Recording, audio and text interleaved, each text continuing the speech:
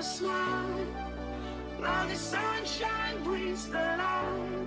Fill me out with a flame. I will let you in this game. Take me out when I'm down. 'Cause with you I'm safe and sound. Safe and sound. Safe and sound. Safe and sound. Safe and sound. Safe and sound. Safe and sound. Safe and sound.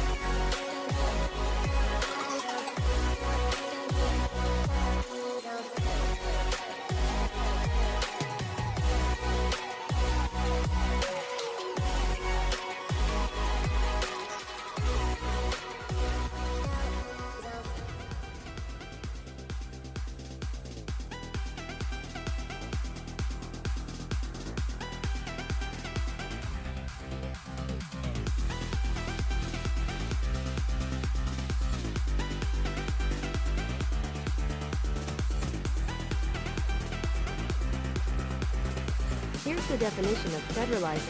Form into a single centralized unit, unite in a federal union.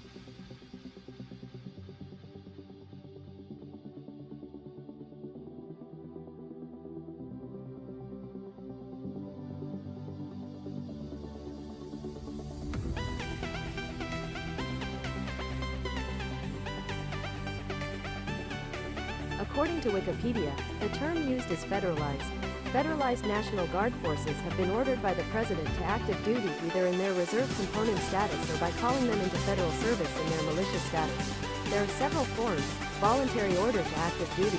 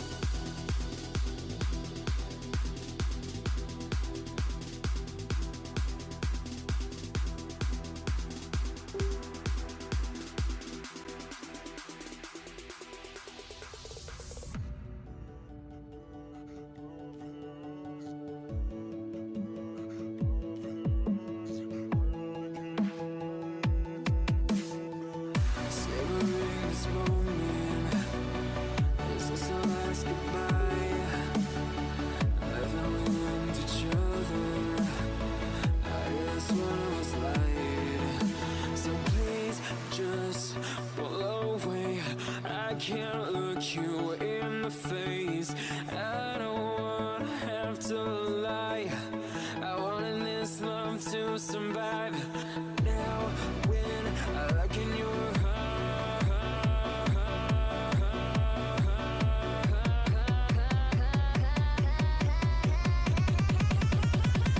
I feel paralyzed.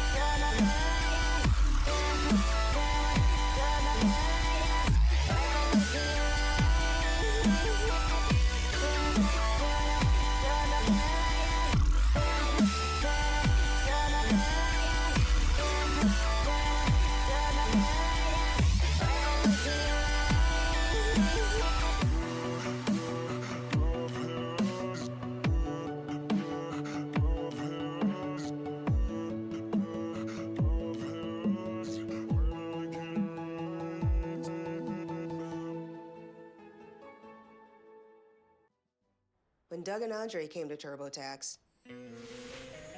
We navigated a turbulent housing market by buying a motorhome. But we didn't know the first thing about filing taxes as first-time home buyers. I knew how to make their move count. We file taxes for millions of new homeowners and guarantee 100% accuracy on land and sea. Was that a shark? yes. Make your moves count. Intuit TurboTax, 100% accuracy guaranteed.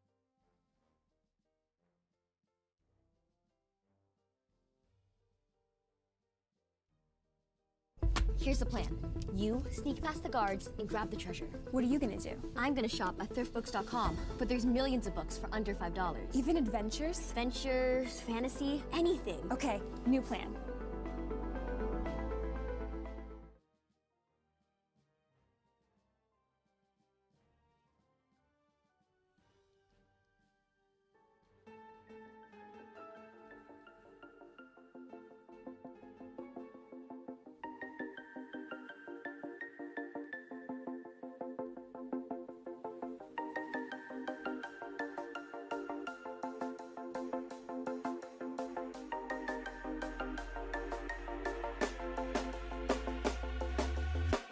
When you want to get off the darkest ground,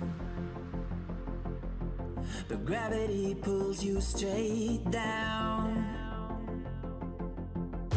Earth from a bird's eye view. You should grow feathers and see this too. When you want to get off the darkest ground, but gravity pulls you straight down.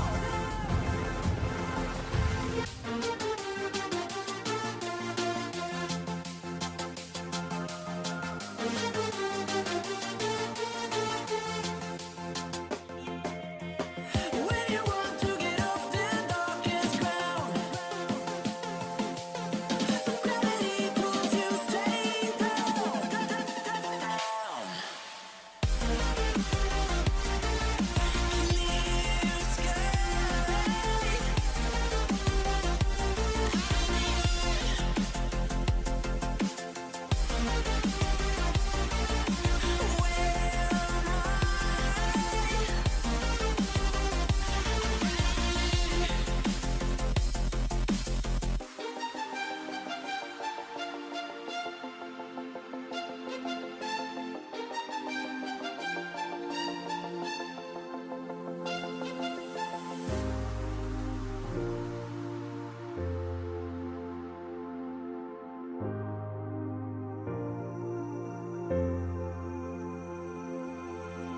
When you want to get off that darkest ground, but gravity pulls you straight down. Earth from a bird's eye view. You should grow feathers and see this too. When you want to get off the darkest ground, but gravity pulls you straight down.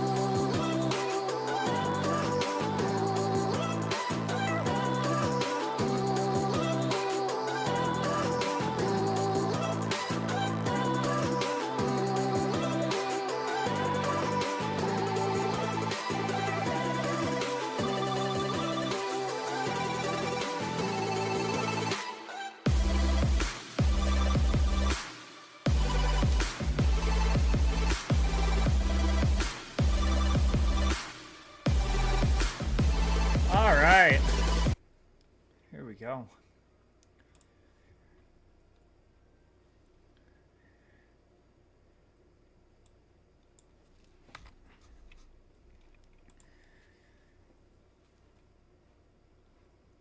All right, so first we're going to watch a sermon on Luke 15:11 through 32 about the lost son.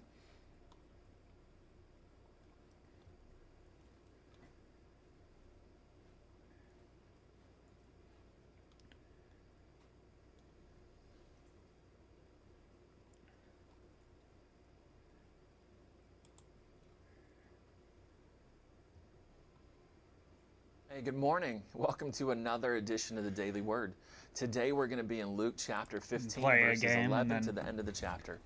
This is one of the most famous passages in the Bible, the parable of the prodigal son. But really, it's the parable of the prodigal sons. And so it'll be important for you. You've probably read it 100 times, but I would say if you haven't read it yet, press pause, read it, and then come back because I want to explain it. So now let's think through the context again. Remember that Jesus is being condemned by the Pharisees for receiving sinners. Now again, aren't you glad that he receives sinners? I know I am.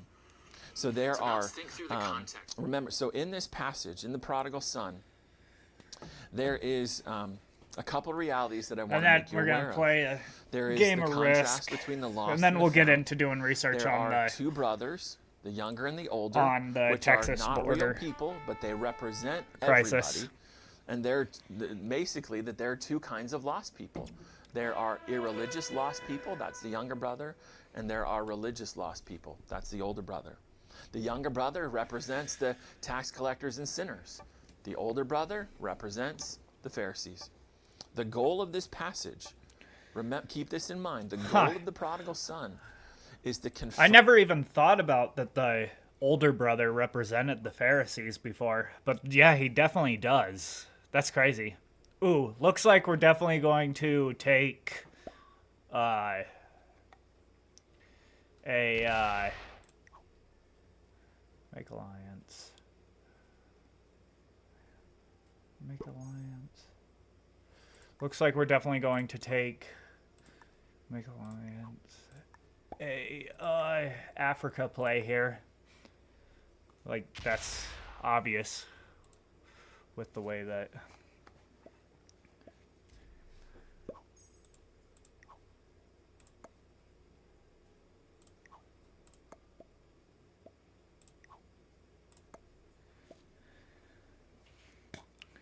everything is going right now.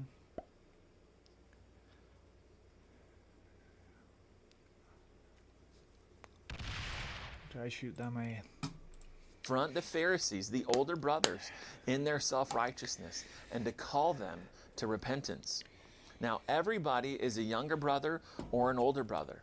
And in the passage, Jesus is the Father. The Father is loving and merciful and joyful. He accepts the sinner. He blesses the younger brother and the older brother. He is generous. In the younger brother, you see the lostness of the younger brother is on the outside. It's obvious because he insults the father and he leaves. But the lostness of the older brother is on the inside. On the outside, he looks great, but on the inside, his rebellion is invisible because he insults the father, even though he stays. He stays close to him, and that's even scarier, that you can be close to Jesus and yet despise him. Mm-hmm. You can be alienated from God by your disobedience or by your obedience. When that obedience is done to earn your salvation, to make yourself acceptable to God. Many, by the way, go from being younger brothers, being irreligious, they get saved.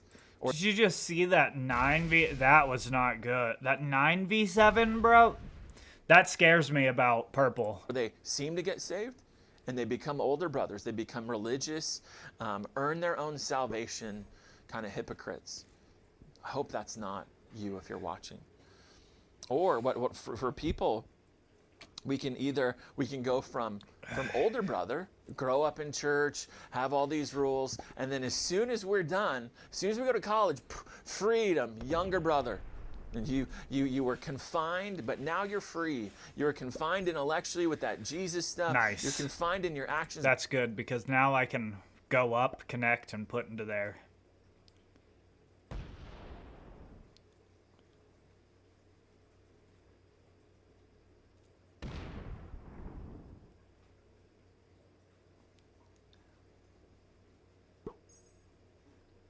But now you're free. Either way, you are a younger brother or an older brother, and people often pass from younger brother to older brother, or older brother in their early years to younger brothers. You will be an older brother on the outside for now, but as soon as you have the freedom, you're a younger brother. Or you can be a younger brother on the outside, but secretly, when nobody's looking, you're a younger brother. Both the younger brother and the older brother were loved by the Father. Both of them were blessed by the Father. Mm-hmm. Both of them did not love the Father for who he is. They loved him for what they could get from him. And how many people treat Jesus that way? They use him for what they could get. So many. Going back to chapter 13, they do not see that their life is meant to produce fruit in keeping with that repentance, in keeping with a commitment to him. No, they received the grace of the Father. They received the blessings of the Father. They were not treated according to how they deserved in this passage. The younger brother or the older brother received massive amounts of grace, but only one accepted that grace, and it was the younger brother. The older brother doesn't receive the grace, and that is why they are pictured as being condemned. Older brothers are alienated from God and lost without breaking any rules. Sin is not just breaking rules. Sin is thinking we have the right to break the rules because we put ourselves in the place of God as Savior and Lord and Judge. The young older brothers do not understand grace. Grace either makes them angry or they see grace as weak, which is sad. So they insult God freely. They do it with no remorse. They consider God weak and even deserving of mockery. Hello? I really need some fruit.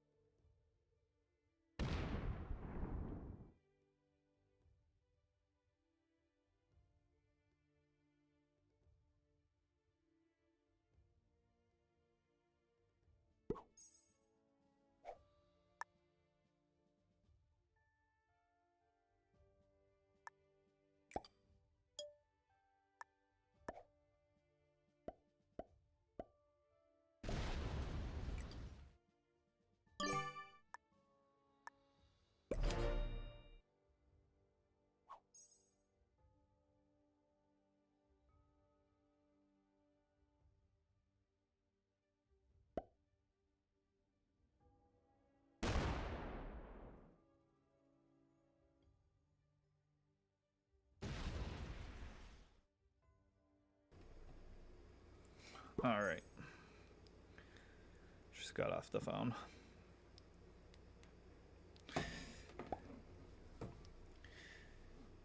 There we go. How could a God be gracious? I had a conversation with a dear family member a month and a half ago, and that was her contention. God can't be gracious. You got to do something. If God is gracious, then it's all on him, and we don't show that we really care. We don't show that we're really committed. Older brothers, it is so insidiously dangerous because it looks like commitment, but it's commitment up to a point. It's a commitment that says, I am going to earn my salvation, and I'm going to look down on everybody who doesn't, including a God that would show mercy. That's what we're seeing here. They're motivated by law, by duty, by honor and justice. They are too good for love. They are too good for mercy. They must earn their acceptance. Older brothers look for ways to calm their conscience and by proving that they deserve God and they deserve his blessings because of their obedience. So the question this passage is leaving us with is not, are we a younger brother? The question is, are we an older brother? Is Jesus talking to you and seeking to convict you and to cause repentance for you? Are you an older brother? Do you have a superiority complex, comparing yourself to others, especially those who are worse than you? Do you display judgmentalism and unforgiveness towards anyone who sins, especially those who sin against you? Do you obey, but there's just no joy? Are you motivated more by fear than you are of joy in God? Do you get angry at God when trials hit because you've been obedient? You've kept the rules. Why isn't God keeping his side of the bargain? I do my obedience. He gives me a good life. Your holiness is seen as something that earns a good life for you. Do you have no assurance that God can truly accept you and love you? Because when are they going to kill Light? That you haven't done everything you should do to have God's acceptance. You try to calm your heart by saying, well, look at all those bad people. I'm not like them. I'm pretty okay. The scales are in my favor. Do you turn people off to Jesus? Well played. When the Jesus that they are against because of you doesn't even really exist. Because that Jesus is merciful. Jesus has two words for the older brother. It is condemnation. Oh, are they going to?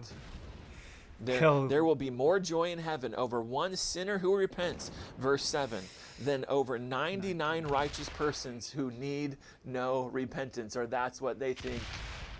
And verse 10, there is joy in heaven before the angels of God over one sinner who repents. And then verses 31 and 32, Son, you are always with me, and all that is mine is yours. Oh. It was fitting to celebrate and be glad, for I might get into a 1v1 right here.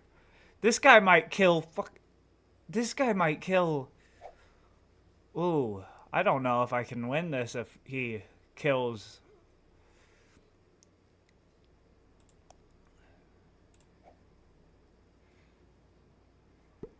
Ooh.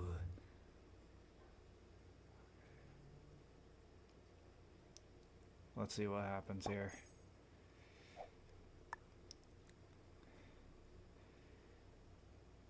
Can I kill purple?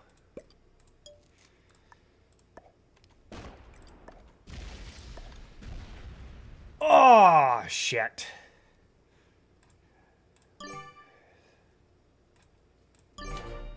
Ooh, not what I wanted, not what I wanted.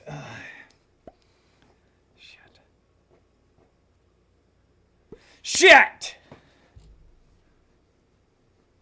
Do they just slam into me? No.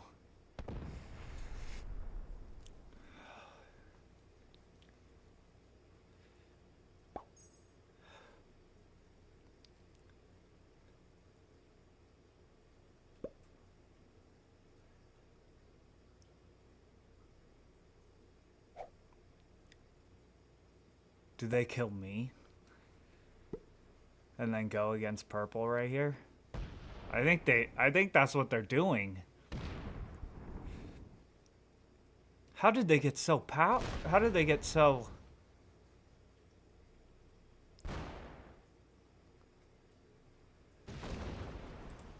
was dead and is alive. He was lost but is found. Younger brothers are melted by grace, and they enter the party. They enter heaven by repentance. Older brothers are angry and hardened, and they refuse to go to the party. That was crazy. That is a picture of hell and rejection. There are three kinds of people in the world. There are younger brothers, there are older brothers, and there are Christians. Yellow. At least my mom loves me.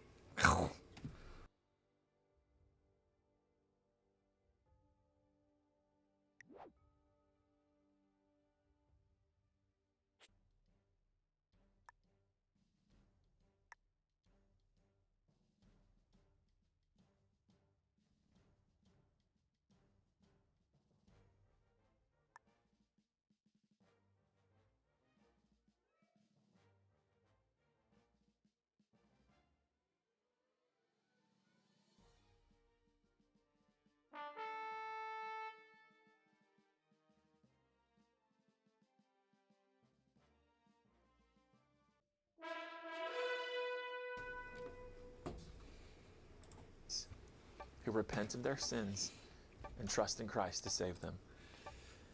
This story ends abruptly. That was crazy. Right? Jesus doesn't say whether or not the older brother repents. The final words are the words of invitation. They're the words calling on this older brother to come into the party. But remember, the older brother is a picture of the Pharisees. So if we were to extend the parable out, how would it go? It would go something like this. Upon hearing these words, the older brother grabbed an axe and killed the father. That is what the Pharisees end up doing to the Jesus who preached mercy to sinners. They ended up killing him. This guy shows doesn't the know how to depth play.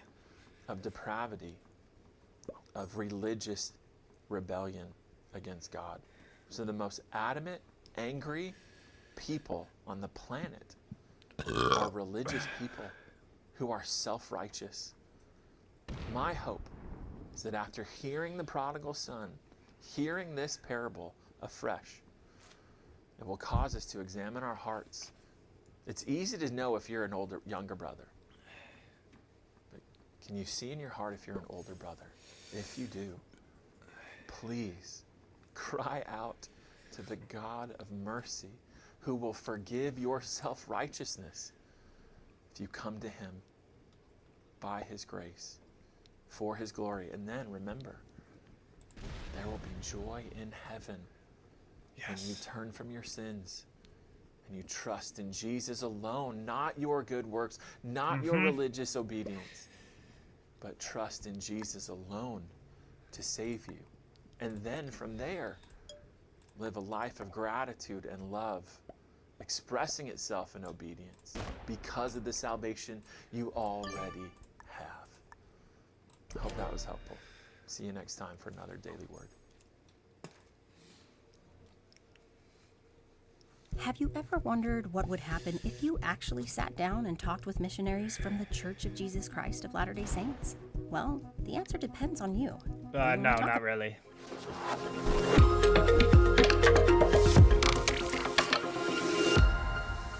If you have your Bible today, turn with me to Luke chapter 15, beginning in verse 11. Luke chapter 15, beginning in verse 11. To illustrate this point further, Jesus told them this story. A man had two sons. The younger son told his father, I want a share of your estate now before you die. We finished that, so let's go. Not history. Whoop.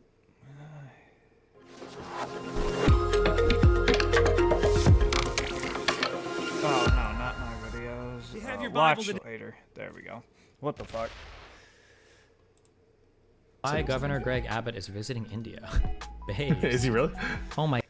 God, bad when you have to start arresting governors. Nobody should ever want Yes, that. It's I don't want that to horrible. happen. It's atrocious, right? Texas But the should stand idea up. of like military or state, like military standing in opposition to like state forces now, that's like precipice of, or maybe even like further than civil war. Like that's beyond like Fort Sumter stuff at that point. I'm just saying it makes it feel like we're closer to the precipice of violence than anything else. Of the military, like, overthrowing Joe Biden? Well, no, just if there being like actual armed conflict in the country. Oh, sure, yeah. Yeah. But this is... But the Fifth Circuit did grant the TRO, and the Supreme Court shot it down. Yeah. And then Texas Yes. is continuing with the behavior? Yeah. Has Texas got a Well, new... yes and See, no. this is the problem. Oh yeah, this is important. All right, hey, what's going on, buddy? Not much. How are you? Have you strapped up yet? Are you ready to fight? Yeah, dude. Oh my god. Yeah, got my AR, going down to the border. So where do you think we're headed with all that? Do you know how many National Guards have started to send people down to the border? I don't know about that. Wait, you don't? I thought the announcement was that some had already been. Had he just said he'd asked for multiple some, or that some had already gone down? I thought multiple I think some said that they were going to. I don't know if any have, though. ones had already started to go down. Yeah, Oklahoma said they're sending people down, but I'm not sure what the status of that is. I don't know if it's LARPing or if what they're intending, but I mean, it doesn't. Well, Biden needs to be strong. We need to say careful when you say LARPing. LARPing is like people on Twitter, but these are like state governors. Right? Yeah. They're not role playing. Sure. They are them things. They are the dudes. They They're are that the guy. Yeah. Biden needs to be strong and zero tolerance for rebellion and insurrection from the states. Yeah. This isn't a fucking insurrection. Yeah, but that statement that you made is very strong and extreme, right? Because you're talking about what you're talking about is like arresting governors, essentially, right? If Biden asserts federal authority over Which the he border, has, right? yeah. Yeah, And the Supreme Court has already defended him, right? Yeah, the Supreme Court. It wasn't before them, like whether or not, ordering Texas to do something, but they've made it clear through their ruling that I believe, right, because one of the underlying factors to consider about whether to grant a stay or grant an injunction is likelihood to succeed on the merits. And so they've indicated that if there's a conflict here, Biden's going to win. That's why everyone who's Hold like, on, wait. What do you mean by that? If there's a conflict here, Biden's gonna. What kind of conflict? A Yeah, legal one so or a military one? If there's a legal conflict. Oh, okay. Yeah. Yeah. Everyone's like, the Supreme Court never ordered Texas to do anything. They didn't order anything. It's not about that. It's about what the... Yeah, the Supreme Court just made a ruling saying that they could take down the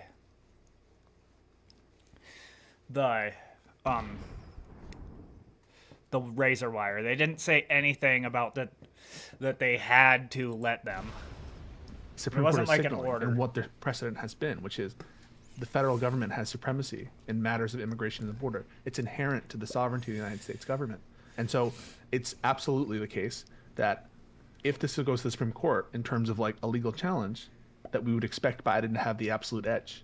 Yeah, but I don't think we're worried right now about the legal challenges. I think we're worried about the fact that post-Trump Republicans don't really seem to care about rule of law anymore. Yeah. And this isn't about immigration either. No, it's not about policy. Of course not. Like, if Biden wanted some fences or some razor wire, or if Trump had wanted it when he was in office, and Texas had said the same thing, or California had said the same thing, I would be just as outraged. It's not about the underlying policy. I don't even know like whether there's razor wire or not. Like, I don't really care. I expect there to be barriers of some kind. I don't really know the humanitarian ramifications of it or not. It's not gone into my like analysis at all.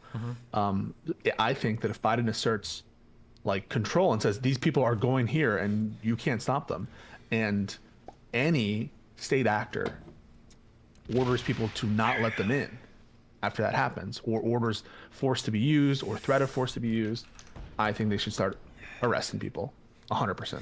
Oh my goodness. That's insurrection, bro. No, it's not. Yeah? What do you think about that? Not good. It's like, suppose there were a federal fort and a bunch of state troopers were blocking entry into it. It's not a matter of if the answer is simple or not. It's just, but it's not easy, right? The idea of the National Guard going down to arrest sitting governors or other, state guards or whatever is the what? To arrest people like in the country, I would say the Department of Justice. Not wait, But wouldn't it be probably the working military? closely with the Like, well, it depends, right? Like if it weren't practical for the FBI to I don't think the FBI is arrest. going to be marching down, you know, wherever the what the. F- is No, but like I think that Abbott is in India right now. I don't even think he's in Texas. India or Indiana? India, the country. Why of the India. f- is he in India? What is he doing over there? I think he is. I could be wrong about that. I just saw that like something that said that. Why said it was in Governor India. Greg Abbott is visiting India? Babes. Is he really? Oh my God, he's just like the Palestinian guys. He does all the crazy shit when he's not even in the fucking country. Nice. Yeah. Based resistance. No. Oh, okay, sorry. I would want like if he were ordering Texas authorities to stop the federal government in any respect after a clear assertion of authority, I would like want him to be detained as he were coming into the country. I would want him to be arrested and processed if he were part of that conspiracy. I think the scary thing for me is that I think that Donald Trump, I think and I hope and I pray, okay, for all the conservative suck of Donald Trump or whatever, I don't think Donald Trump could have ordered a military coup. People like Milley didn't like him. Too many people in the brass didn't like him. I think that I don't think the military would have been behind him. It's a lot scarier though when you're getting 10 or 11 governors now signing on to a potential insurrection / rebellion. Do they kill Pink? Do they break me? No.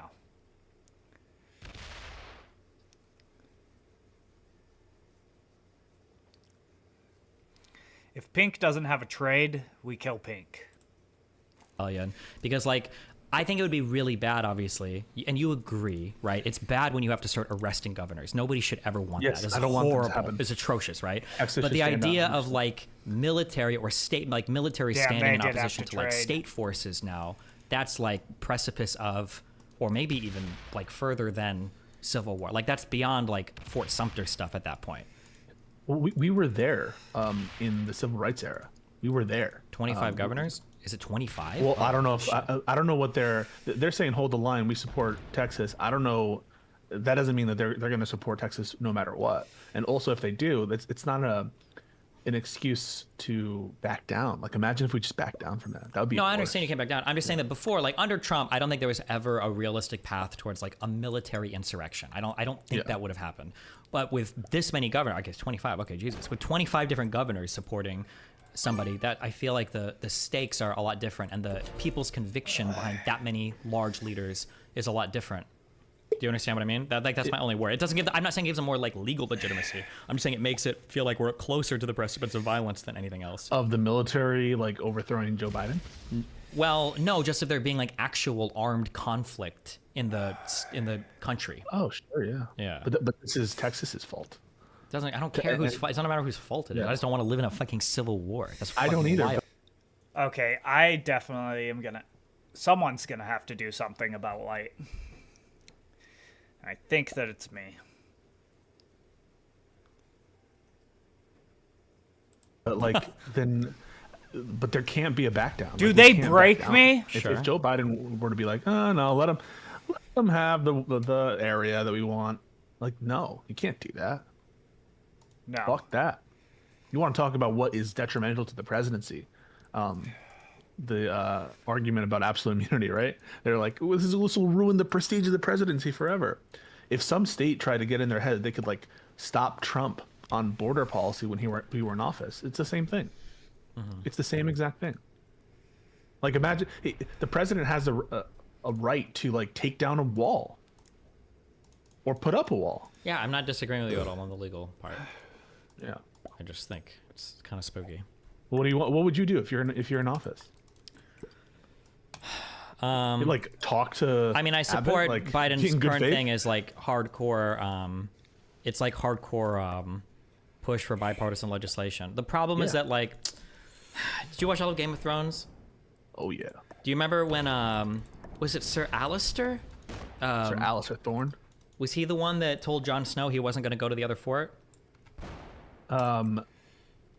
Remember they were. No. That's he used to be the king's. Yeah, he used to be like the King's Guard, or he used to be the City Night's Watch, the the Night's City Watch, Watch, the City's Watch. Yeah, the that City one, yeah. Watch. Let's see what happens here. Do they trade? No, they don't trade. That's good for me. If they traded, then they would just fucking slam into me. Gotcha. Janos Slint. Janos Slint, yeah. You remember what you remember everything that played out that way, right? Take your order up your bastard ass. Yeah, I remember that. That probably had to go that way, right? Yeah, that's exactly what. Exactly, yeah. So like the real question is that like, and I would really need to because I haven't gone through the Supreme Court statement and I haven't gone through the facts of the matter for what Texas is actually done. How do they get such but good if it is dice, the case that bro? We're not just like playing pop. All right, we get good cards.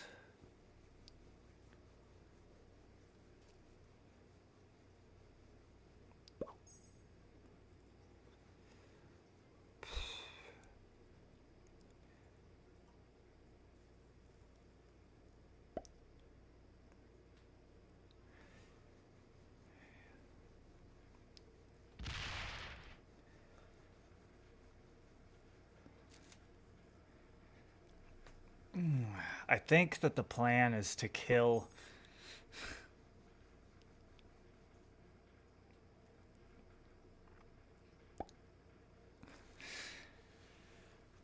I think the best...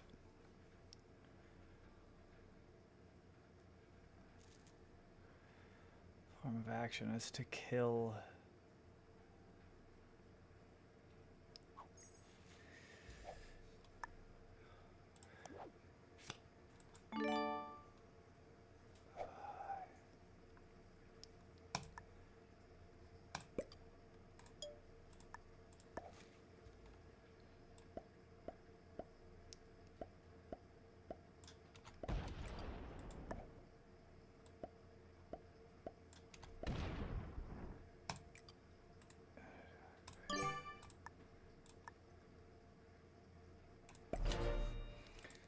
Politics, and Texas has already contravened federal authority and federal exclusive jurisdiction on immigration. If they have done that, and then Abbott has made statements after that, and then 24 other governors have supported him after defying...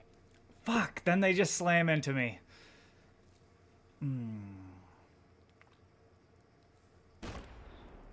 Bro.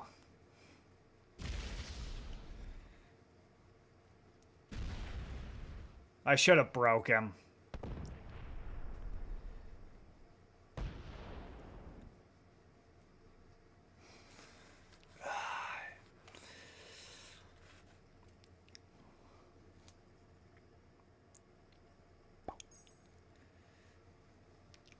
Do they kill me now?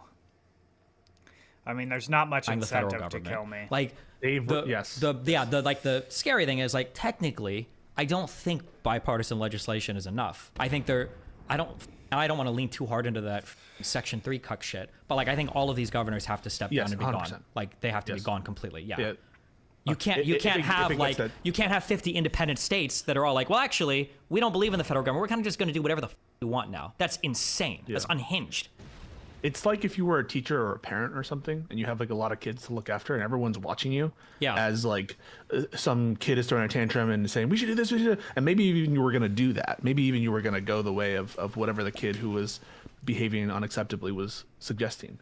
But now in that moment, your authority is being challenged and tested. Yeah. And you can't blink. Like, if you blink to the kid who's like throwing a tantrum, now you've lost them forever. And now you'll never be respected. Yeah, it's just annoying because like now the media memes that are going to play out on the conservative side is like, oh look, we knew that the president was going to be an authoritarian, and now Biden is blah blah blah blah blah. Yeah. I mean, they're media memes, and maybe that's part of the strategy here. But if it's part of the strategy, it's like, okay, so like suppose that they started arresting federal agents there. And the part of the strategy was to provoke Biden to... Yeah, but the thing is, I think that assuming Republicans... Because remember...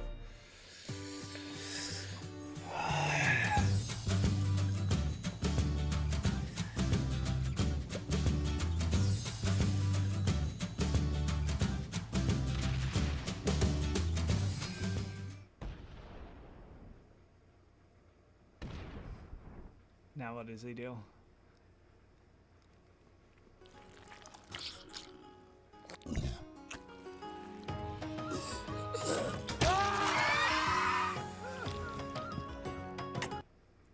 Remember, we're not talking Trump. If it was Trump, he might, because Trump is fucking retarded. But if you're a little bit more politically savvy, this is my guess, okay? My guess, and I could be wrong, okay? Because what do I know about these people? Maybe Abbott is a fucking retard, right? My guess is you're only gonna do things that are illegal. You're not gonna do things that look bad. So like cutting down a wire fence or whatever looks good. It might be mega illegal, but it looks good, and people think it looks good. I would be surprised if the Texas police or state guards started arresting federal agents, because now you would look unhinged, and that would be, I think, politically very unsavvy. But maybe I'm wrong. Maybe they'll do crazy shit. But I'm just saying, if I'm not sort of, and it looks unhinged if optics. if the National Guard were to start arresting Texas state members, that would make them look really good to a lot of America. Even people in the middle, even some Democrats might be like, oh shit, why the fuck is Biden sending the National Guard to arrest Texas Rangers or whatever? Like fucking there goes Walker, being killed by the fucking FBI. I think that would look bad to a lot of Americans, even if they were legally 100% within their right. And I think this is a hard argument to make, because so many people don't understand how really any of our system works at all. Any of our government works, right? Why the fuck wouldn't Texas be allowed to regulate their border? It's literally their border. You're telling me that the Texas Guard can't go down and prevent illegal immigrants that rape and murder and bring drugs? They can't prevent them from coming to the country because Biden's too lazy to do it? That narrative it writes itself. These are the easiest attack ads in the world to write.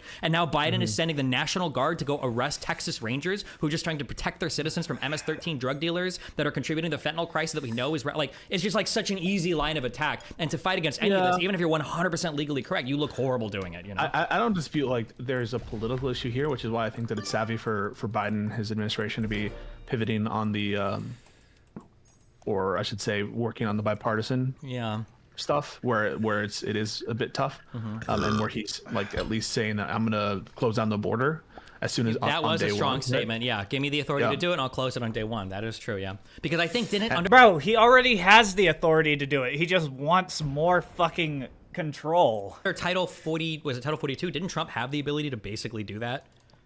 Sure, yeah. That he was for the health crisis. Yeah, that Trump the president has was a lot of power. He could suspend the. Remember, he has the suspension power. Wait a second. Can Biden theoretically do that today? I don't know about whether or not the suspension power allows for the closing of the border, though. I'm not sure. I thought when it came to I thought the president could basically say the closest thing he has to a criminal immunity is basically the president saying listen, I think there's a national defense emergency. I haven't done a lot of analysis of it. Okay, sure. Yeah, that's one of the widest areas I think that the Supreme Court gives the president is differences of national security. But yeah, 1,000%. And but the point you made earlier about how can it be the case that I guess legally we both agree, so there's no point hashing it out, because you 100% agree with me that, or I think, or maybe I agree with you. We agree with each other that the federal government needs to have absolute supremacy on things of border and immigration. Yeah, nothing else works. Or rather, at the the last say, right? That doesn't mean that states can't help and that the federal government can't coordinate with states. But they it needs absolutely to be consensual. Could. Yeah, but it has to be, consensual with the leading coming from the federal government. That's the only way. Unless, if you want to concede that Texas should be able to regulate border policy, then fine. If you're a conservative, you can do that. That's fine. But in the next breath, you have to say California needs to be able to let as many illegal immigrants in as they want, and to be able to fight at the border, to fight and shoot and kill federal immigration and customs enforcement officers if they want to, right? So if from now on, California says we literally have open borders. Every illegal that wants to can come in, and we're gonna let them go wherever the fuck we want in the U.S. And that's your guys' shit. But that would be wild. That'd be so stupid. That would be wild. Yeah. What did he say?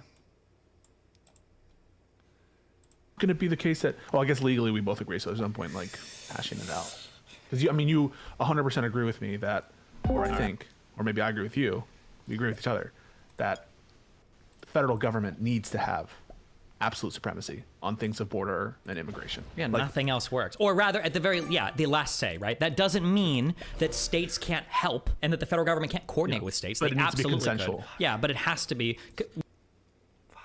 Hopefully he doesn't. He might kill me right here. Well, yeah, it'd be stupid for him to, but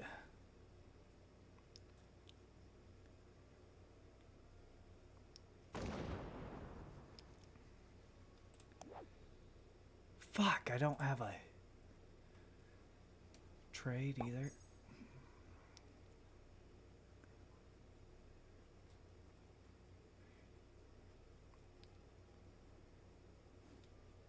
with the leading coming from the federal government. That's the only way. Unless, if you want to concede that Texas should be able to regulate border policy, then fine. If you're a conservative, you can do that. That's fine. But in the next breath, you have to say California needs to be able to let as many illegal immigrants in as they want, and to be able to fight at the border, to fight and shoot and kill federal immigration and customs enforcement officers if they want to, right? So if from now on, California says we literally have open borders. Every illegal that wants to can come in, and we're gonna let them go wherever the fuck we want in the U.S. And that's your guys' shit. But like, yeah, that would be wild. That'd be so stupid. That would be wild. Yeah. And there are a couple legal arguments that I want to address head on, so no one thinks that I'm dodging them. Number one is the notion that, like, well, just because the federal government has immigration authority doesn't mean that the states don't, and that the states couldn't come in if the federal government doesn't do enough. Even Antonin Scalia, who is in dissent in the case. Okay, maybe I'm not gonna be card locked. I thought I was card locked for a second. Yes. Whew. Arizona versus United States, said the following quote, which I posted on my Twitter. Quote, he believes that states have residual immigration power, that they could like banish people, right? He says, I accept as a given that state regulation... Wait, hold on. Can I ask a quick clarifying question? Can banish other Americans or just immigrants? Non-citizen, that they retain gotcha. sovereignty, and that includes I think that might include citizens, actually. Because I thought, isn't there article I don't know, the Constitution, which they're part of, one of them is that you have to give full faith and credit to like the judicial proceedings and everything else of every other state. Yeah, but as a matter of like Texas law, I think that Scalia would say that states always had the power to exclude people they didn't want. Maybe that's limited to citizens because of that's wild. I feel like that's in direct opposition to the whatever article bullshit I'm thinking of the Constitution. But maybe no, that must look be. At what Scalia says, right? He says this is in dissent in Arizona versus United States, where Arizona passed a bunch of laws trying to like make illegal immigration illegal as a matter of Arizona law. Okay, so they were trying to address illegal immigration more than the federal government was. Okay. And this is what Scalia says in dissent, right? And Scalia is a believer that states have some authority. I might die here.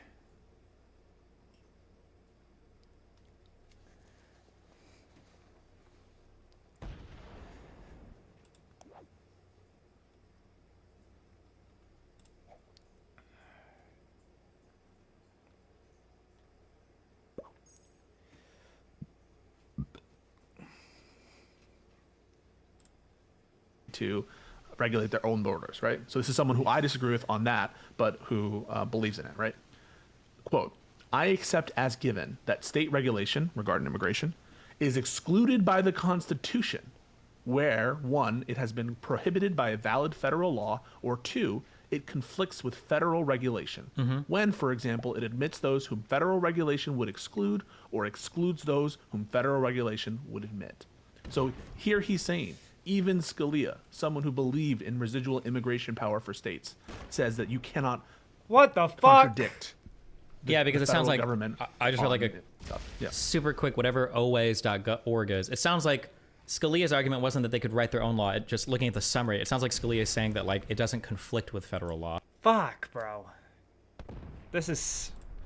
I don't know what the fuck is going on with me lately. Scalia is saying, hey, the state loses in those situations. That if again, the example is just the easiest one in the world. If the United States Congress decided, hey, we're gonna let our border open, where anyone can come in no matter what, and we'll adjudicate your immigration claims whenever we feel like it, but the border is open. If they did that, there would be no legal recourse for the state of Texas. And if you don't agree with that, then like you don't agree with the law. The state of Texas doesn't have a right to contradict the federal government. One sec, I gotta go take a piss first.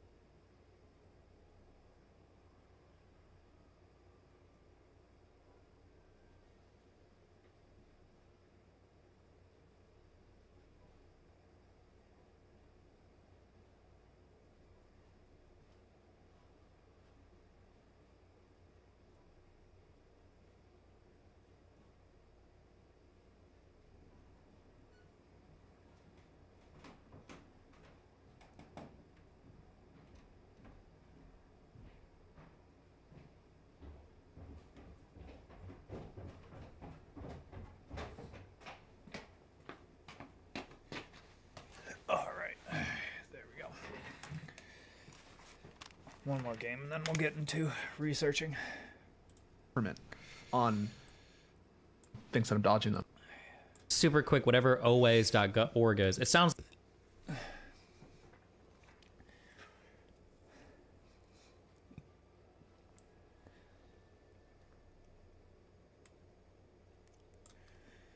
For one is the notion that, like, well, just because the federal government has immigration authority doesn't mean that the states don't, and that the states couldn't come in if the federal government doesn't do enough.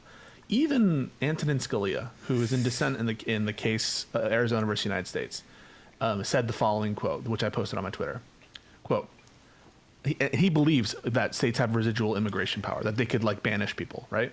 He says, I accept as a given that state regulation... Wait, hold on. Can I ask a quick clarifying question? Can banish other Americans or just immigrants? Non-citizen, that they Okay, retain gotcha. sovereignty, and that includes... I think that might include citizens, actually. Because I thought, isn't there article, I don't know, the Constitution, which they're part of, one of them is that you have to give full faith and credit to, like, the judicial proceedings and everything else of every other state. Yeah, but as a matter of, like, Texas law, I think that Scalia would say that states always had the power to exclude people they didn't want. Maybe that's limited to citizens because of That's other parts of wild. the I feel like Constitution. that's in direct opposition to the whatever article bullshit I'm thinking of the Constitution, but maybe no, that must look be. at what Scalia says, right? He says this is in dissent in Arizona versus United States, where Arizona passed a bunch of laws trying to, like, make illegal immigration illegal as a matter of Arizona law. Okay, so they were trying to address illegal immigration more than the federal government was. Okay, and this is what Scalia says in dissent, right? And it's Scalia.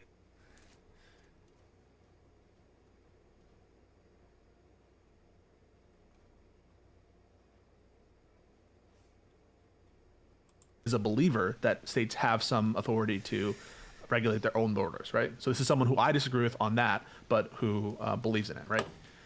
Quote, I accept as given that state regulation regarding immigration is excluded by the Constitution where, one, it has been prohibited by a valid federal law, or two, it conflicts with federal regulation. When, for Arizona example, v. United States.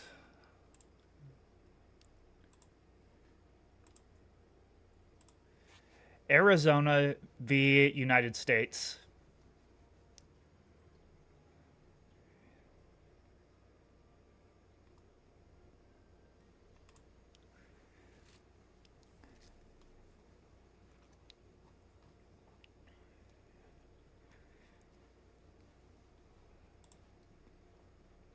We'll look into this after.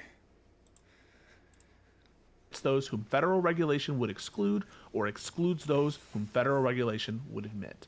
So here he's saying, even Scalia, someone who believed in residual immigration power for states, says that you cannot contradict Because it sounds like government. I just read like a stuff. Yeah. super quick whatever always.org is. It sounds like Scalia's argument wasn't that they could write their own law. Just looking at the summary, it sounds like Scalia is saying that, like, it doesn't conflict with federal law. Right.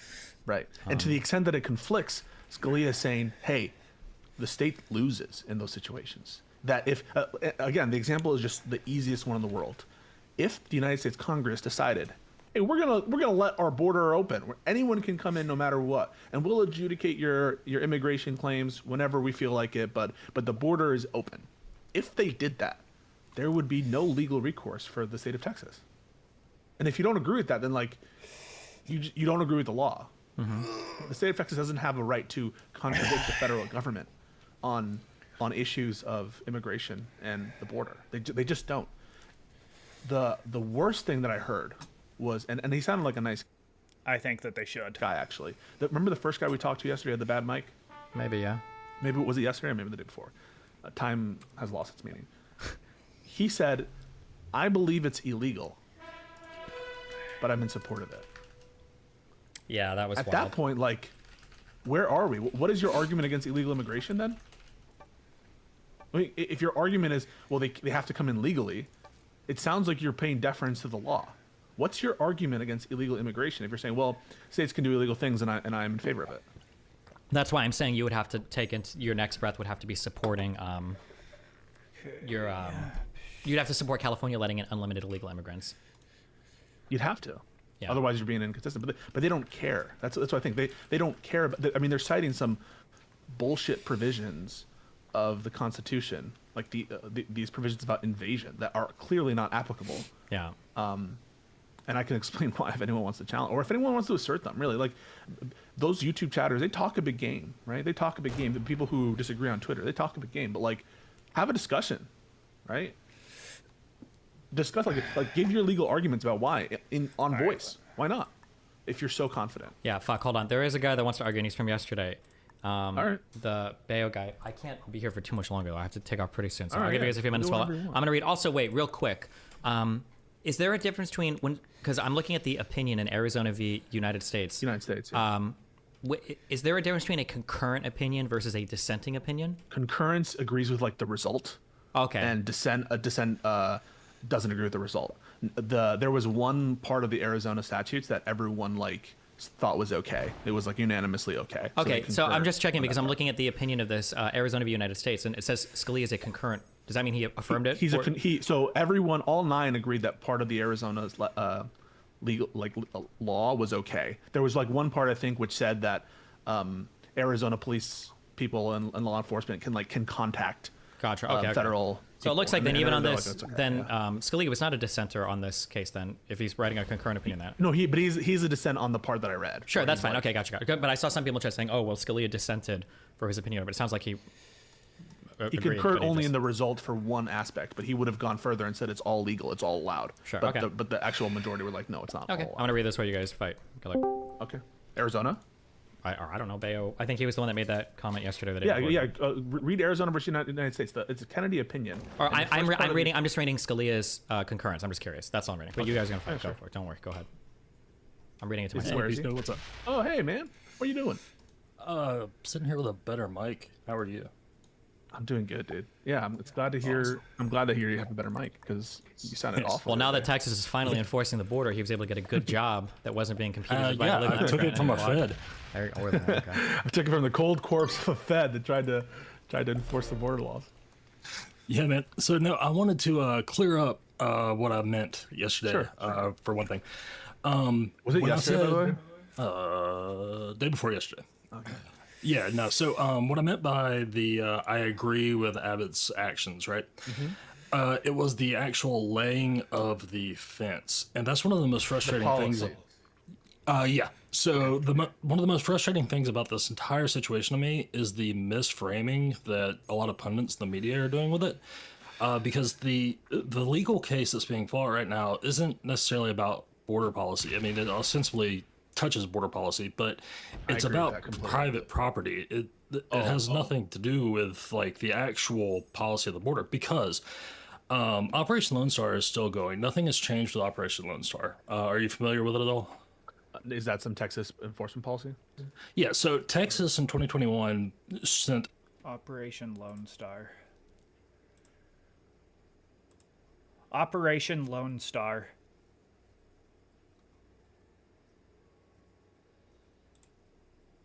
a ton of people down to the border, and it was guard, public safety, rangers, all those dudes, right?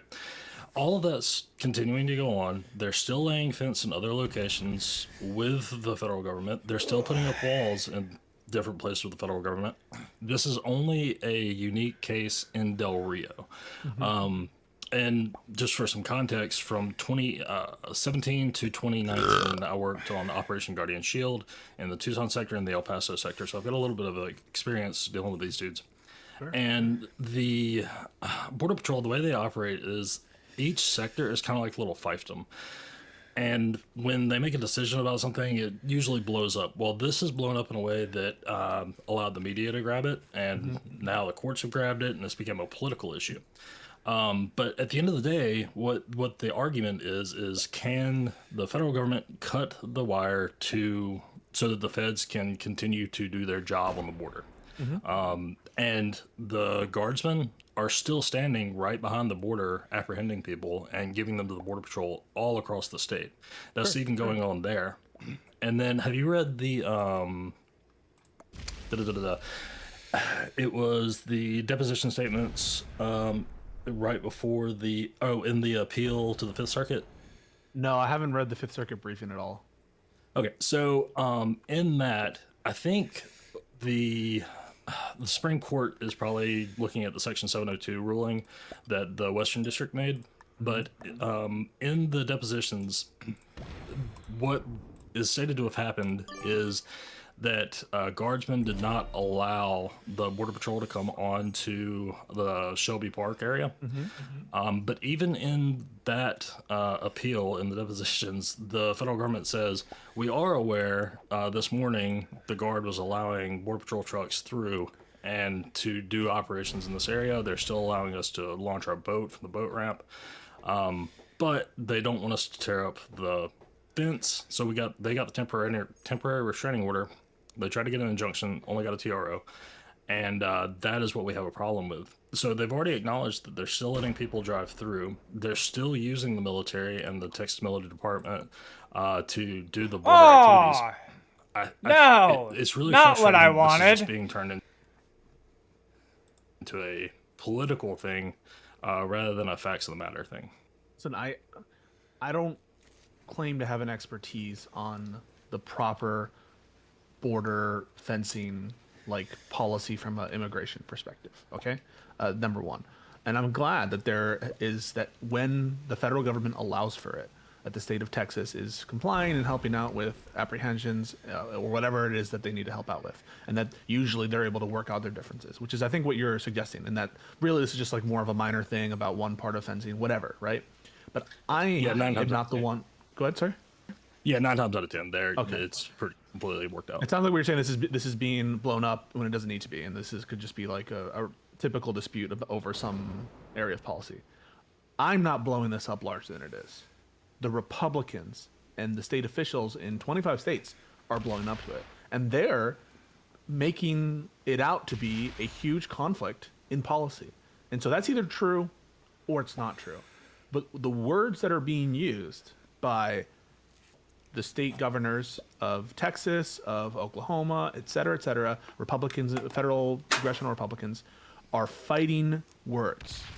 And they are saying Texas has a right to disobey the federal policy. And so you could say it's a minor issue. I don't care if it's minor or major. I don't care about the razor wire. I don't care if we have razor wire somewhere else, if razor wire is acceptable, not acceptable, smart, not smart. It's not about that. It's about the jurisdiction and the supremacy of federal authority over the border. And at least from the perspective of the talkers currently, the Republicans, the state Republicans and congressional Republicans, are acting as though this is a huge conflict in policy. And they're acting as though it's super important that Texas hold the line.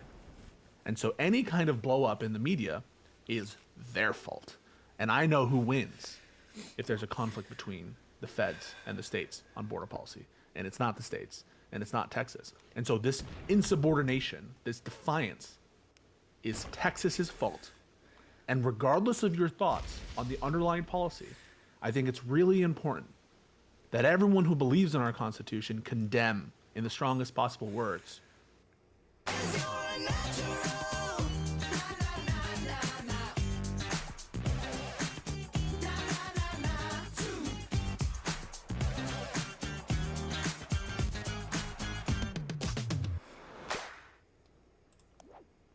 I wish I had a trade right there.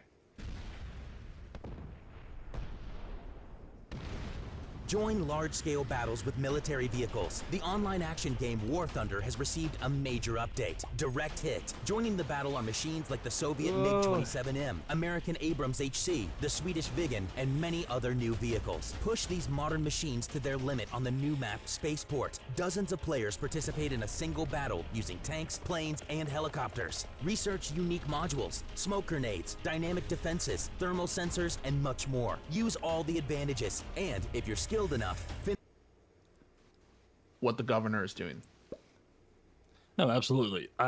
So the posturing and all the bluster from both the Republican side, and it's almost nowhere on the border policy issue is it. I think I might be able to kill red. As long as blue does not hit me up there. They're not going too sick. Is there any place where blue is? Nope. Alright, cool. We're gonna go like this. Boom. Next phase. 3, 1. Boom.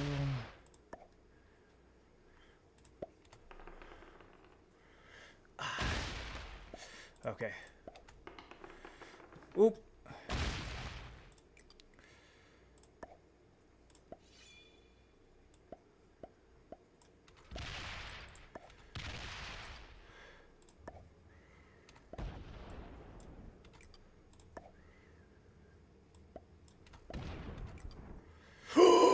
Shit!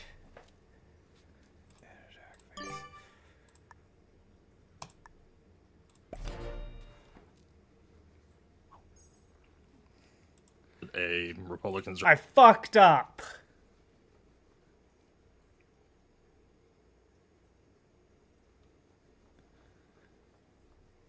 I done fucked up. Why did I do that? Fuck. That sucks. Hopefully Red doesn't have a trade and then I can kill him next round. Because they might try to kill me after they see that. After they seen what I just did.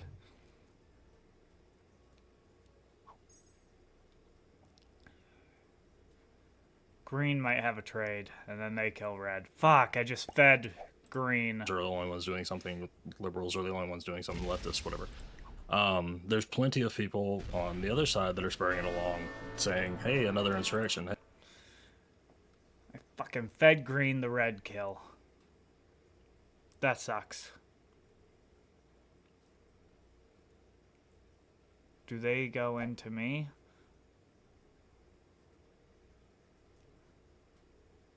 No. They don't. Hey, another insurrection. Hey, we should go. No, they do! But yes, totally agreed that the whole fighting words and the whole line shit is stupid in this entire conversation. But do you think this is another instance of the SCOTUS getting involved in something and politicizing an issue that doesn't necessarily need to be politicized? No, I don't actually, because I think both. Who went to court, right? Who went to court to try to get some help? I think Texas went to court initially. Texas went to court. Seeking... Texas was the one that went to court, and I mean, so this, I this can't case blame. was being. Go ahead. This Do case they was kill already me? being heard on February 7th. No.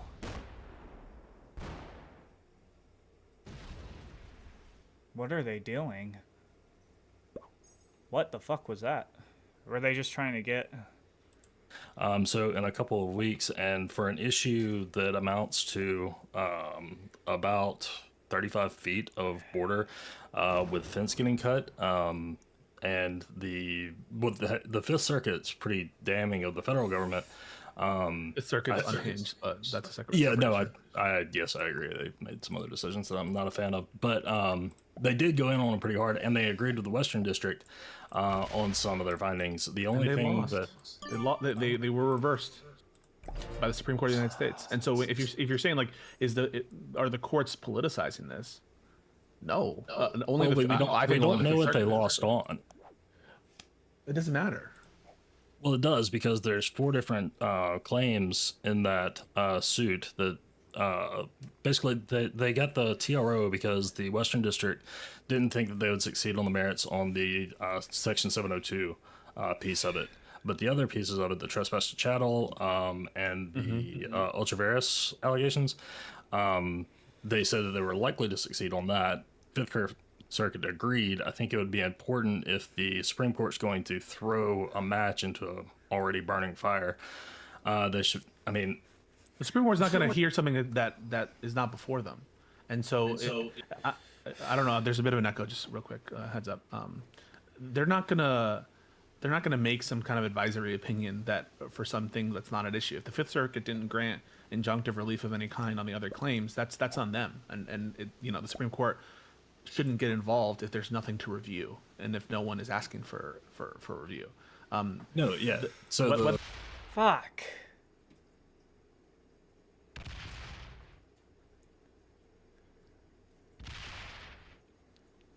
That's no good. They bought it out.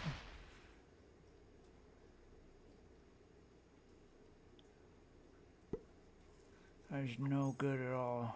Fuck. Good. Yeah, the Fifth Circuit did grant the injunction, and then, but the Supreme Court didn't issue any opinion. Yeah, it was a summary opinion. It was a shadow docket thing, but that doesn't matter, right? Like they reversed the injunction because I don't know if you have any legal background, but one of the most important factors for this kind of reversal or even the imposition of an injunction is likelihood to succeed on the merits. And so to reverse the Fifth Circuit in a summary fashion like that signals that the Biden administration is going to win on these challenges, most likely. That's why all these Republicans are up in arms and angry at Amy Coney Barrett. They're angry because they know what this signals. Well, I think it's also important to look at what it actually reversed. I think it's being framed in such a way that a lot of people are thinking this reverses the entire case, that this kind of shuts down the case, all that stuff. When all this does is it takes away the TRO and then the injunction the Fifth Circuit said they could have. It takes that away, and they're still allowed to hear the arguments. I think it would be better, and these are just opinions. I'm agreeing with the Supreme Court. They shut it down. It's shut down. Cool, whatever. But I think if they had issued some kind of guidance as to why or what they thought the claim that would fail would be, something like that, it would be an example of them staying apolitical rather than adding to a political fire. Can I ask a quick question? I'm so sorry, because I have to leave it like really in 20 minutes ago. What was this Arizona law? You're talking about Arizona versus Arizona v. U.S. Yeah. Yeah, they made it, I think, a misdemeanor to violate federal law. Okay, gotcha. To be okay. Yeah. I'm just but there curious. were other parts of it too. There was I gotcha. reporting stuff in it. For Scalia, when he says in here, and as part of his dissent, so I don't know if this was an opinion held by the whole court because it's just a part of this. So he says it's not a federal crime to be sure, but there is no reason to assume that Arizona cannot make it a state crime for a removable alien to remain present. Oh wait, so long as the court says. I gotta take a piss.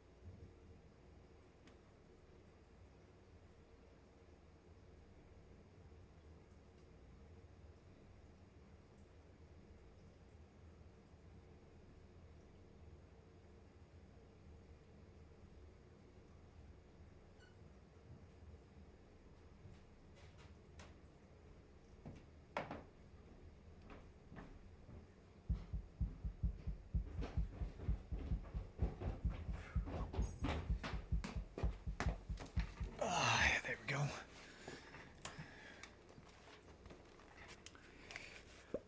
Fuck, does he fucking attack me? No. Okay, cool.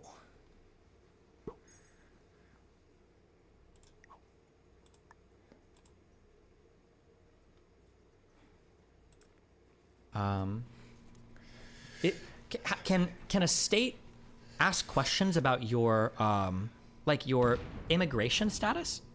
They said yes because there's a part of the immigration code that allows for that. There's part of the federal code that says. Okay, I don't care. Never mind. Okay, gotcha. Yeah.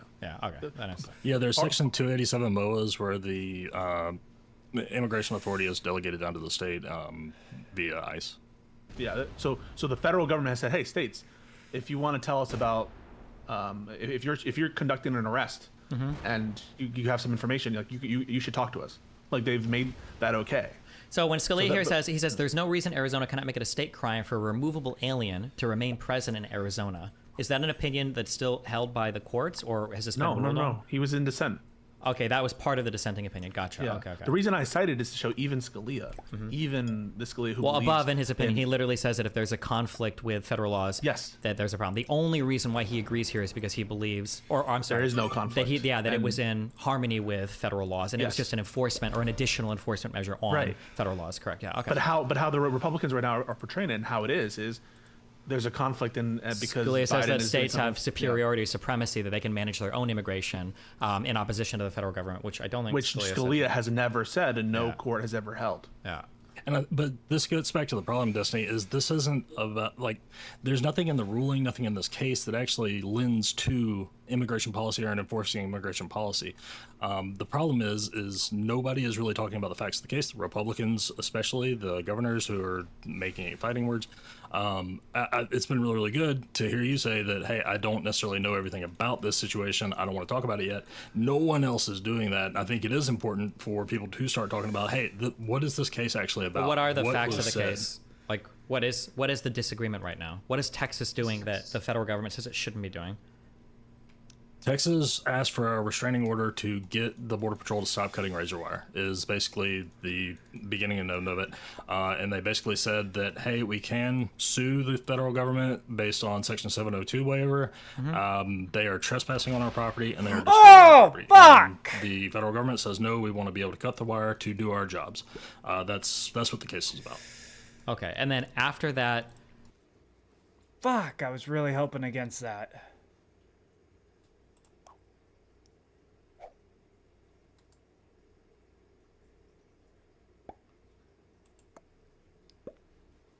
Nice move.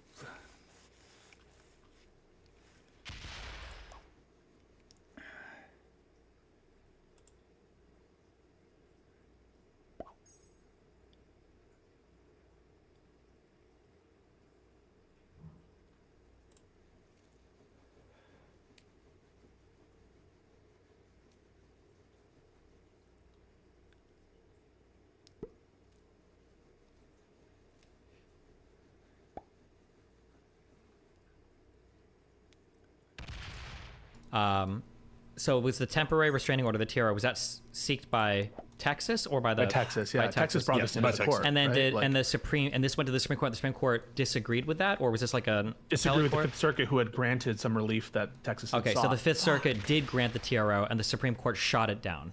Yeah. And then Texas Yes. is continuing with the behavior? Yeah. Has Texas got a new... yes and See, no. this is the problem. Oh, yeah, this is important.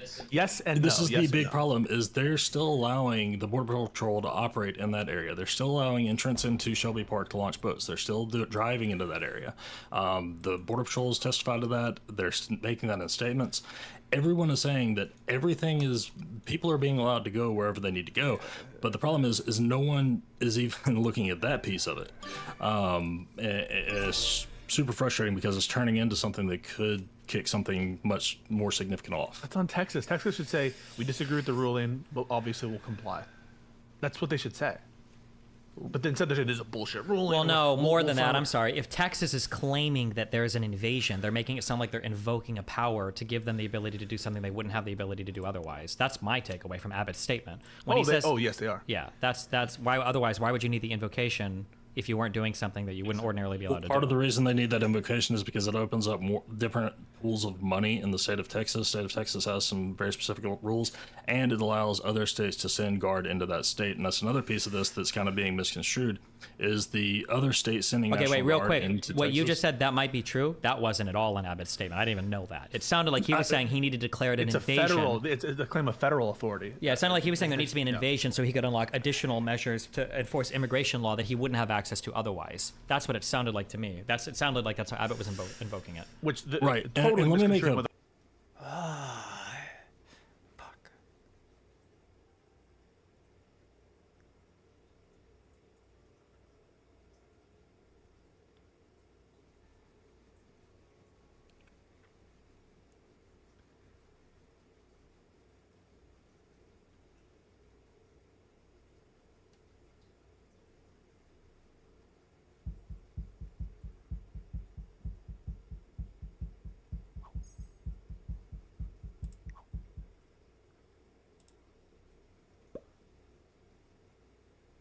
Fuck. the blanket. Constitution means. I mean, and that those provisions of the Constitution, which Can I aren't- make a blanket? I Yeah. disagree with how the Republican governors are framing this, and I don't think that's good. But I do think it's important that anyone starts listening to the actual, like, what the fact of the matter is, other than the bluster coming out of the pundits and all of those locations. But how? Okay, you say that, and that's very nice to hear. And listen, you sound like a very nice guy, but it makes me I'm a fucking douche. angry. It makes me really angry to hear you say that. Like that, it's just about bluster. There's substance here. The substance here is a conflict between federal authority and state authority, and the absolutely, I think, unlawful activities of the Texas. Well, but I think those are the facts of the matter we're officials. trying to sort out right now. So has Texas Yeah. done anything factually like that is illegal after the removal of the TRO? I think the answer is yes. When the Supreme Court has indicated, and the federal government, I think, has made it issued like a demand for access and for them to stop and for them to allow the Yeah, but my complete understanding is they control. have allowed that. Have they not? I think that they have not. I think that and also Well, hold the- on. That's the not an I questions- think. That's like a factual. Like, is that actually happening? Like, for instance, are there statements by Border Patrol that like Texas They've State Guard is? indicated that they're not going to abide by federal demands. As recently as a week ago, there's testimony in the Fifth Circuit from the Border Patrol saying that yes, they are allowing us into these areas. Okay, why have they indicated that they're not going to listen to what the Biden administration says? I don't know if, well, to indicating- be clear, I don't know if, because if you look at Abbott's as a political maneuver, I don't know if Abbott's statement, we could go look at it. I don't think he said specifically that he's going to fight against the federal government. He just said, we're going to enforce border policy, blah, blah, blah. But he could be And making that what- statement politically while, wink, wink, they're letting the federal, the Border Patrol basically do what they need to do while also like big dogging it, pretending like they're. That's exactly what they're doing, and what Abbott said they were going to continue to do, saying, hey, fuck you, we're going to keep doing this, is continue to lay razor wire. The SCOTUS ruling has nothing to do with them laying razor wire. All it says is Border Patrol can cut the shit out of it as soon as they lay it. So he's saying that, hey, but you we're don't going need to an keep doing this, explicit you can keep order. cutting it. You don't need an explicit. Listen, I agree that like wait until the government makes a like an actual demand, or there's a complete incompatibility before you start arresting people. I don't think that. I think there should be like a warning given and an assertion before you start arresting people. But you don't need to. You don't need to have an explicit order from the Supreme Court to be in defiance of federal law. Like if California starts like bulldozing parts of the federal law, we know they're in defiance before this gets to the courts. True, but my guess We know is there's they're- probably going to be like because my guess is there federal, there's probably some federal land on the border, but it's either like shared with Texas in like the form of an easement or something, or this is on Texas land where they're laying the barbed wire, where it's not like explicitly a defiance of federal things, and that gray Yeah, zone is so- probably what they're trying to exist in, right? This is happening on both private property and on federal land, which is the actual border, and state land, which is that Shelby Park area. The stuff's being laid down, but yeah, no one is saying that, hey, you can't come down here and enforce this policy. We'll let you swim out and cut it out there, but as soon as you cut it, I'm going to put more out there, and there is no issue with that. And there's no really? issue Okay, with so Border Patrol cutting if it. Biden says you're not allowed to do that and you must stop doing that, would you say Biden's right? Bro, this bot is really fucking me. Oh. It depends on the land. It depends on if it's state land or if it's federal land. On the border, if we're on the That's border. vague though. Like if it's like on like border, if it's on land that is like, my guess is like, for instance, like border crossings, that's either federal land or state land that's like leased to the federal government. They can probably do whatever the fuck they want. But if it's just state land, I can't imagine, as long as you're not in defiance of like any federal laws, I can't imagine Whether them it's saying, private land, federal land, state land. well, in but my why on opinion, its there's own? absolutely no difference. Well, why There's couldn't no Texas difference on their here in own land ownership. put barbed wire fence up? Because sorry to say, if you own land on the border and the federal government wants to do something with it, tough titties. I mean, No, that's not a matter correct. of. I don't think is that true, that the federal government can just take and co-opt and do whatever they want with any land that's near a border?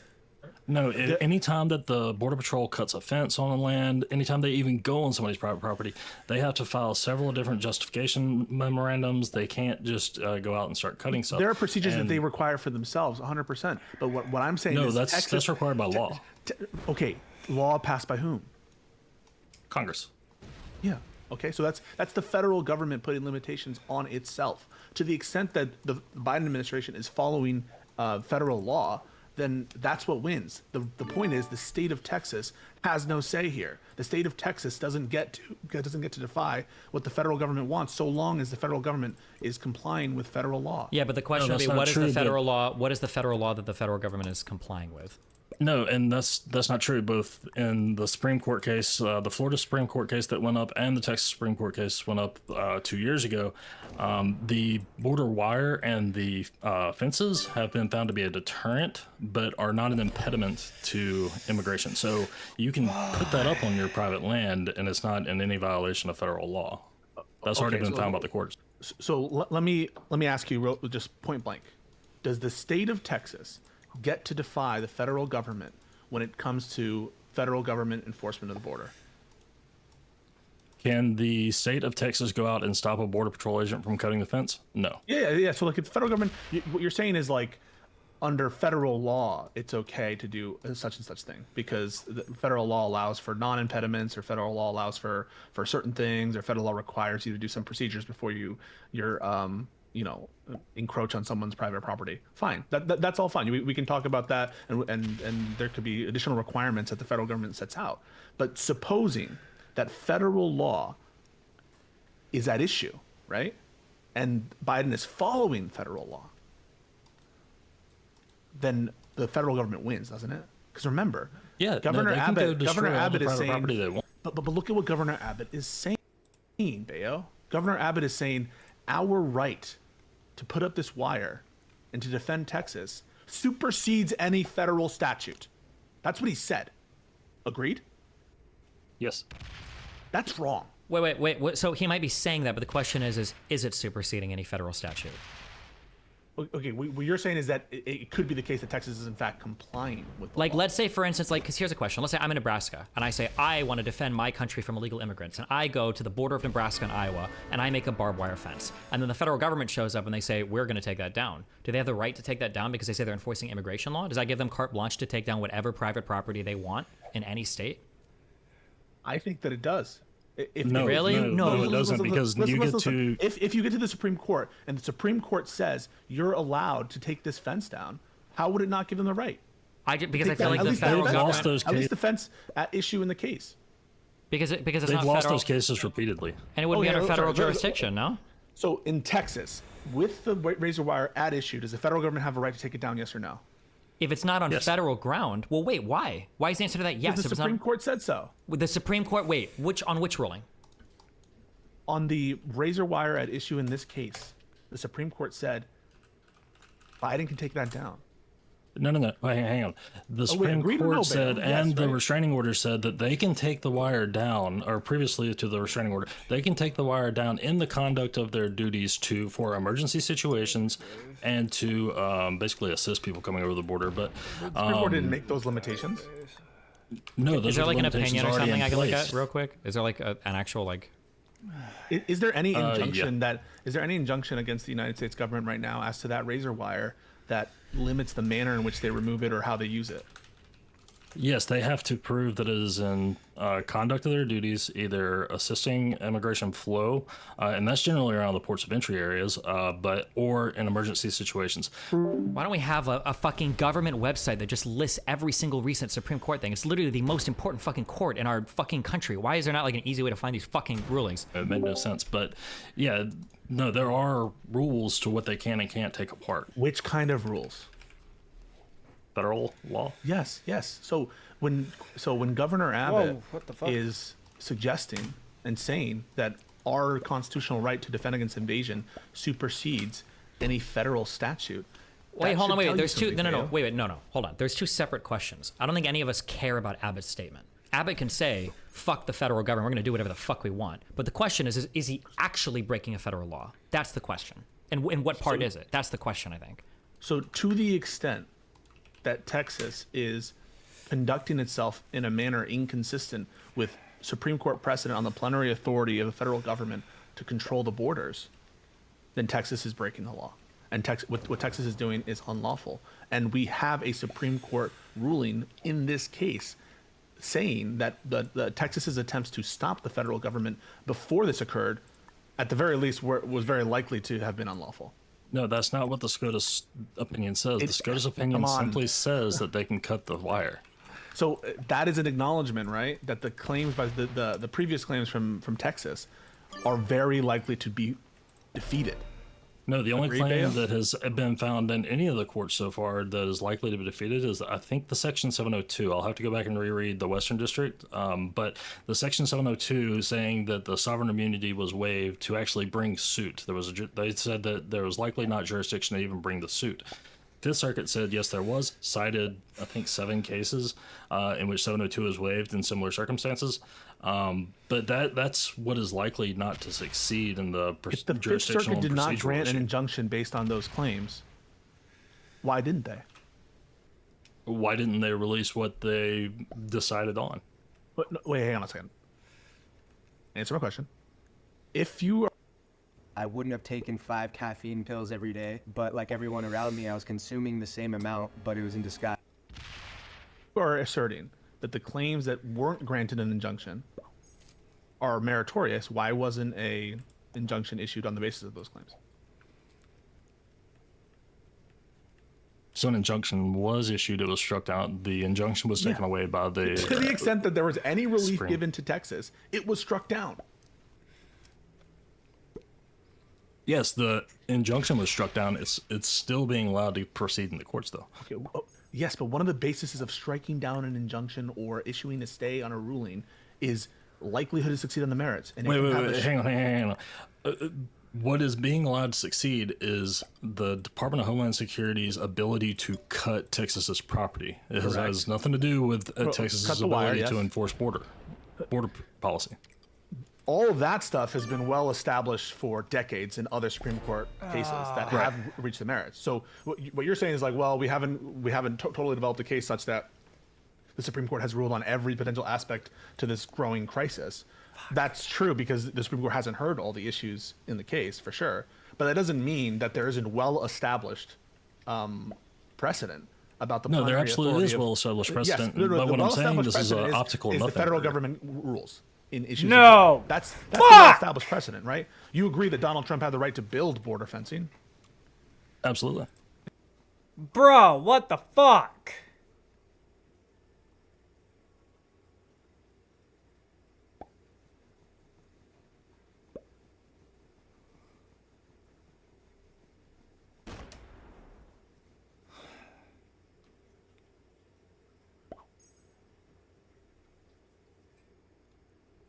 This is so fucked.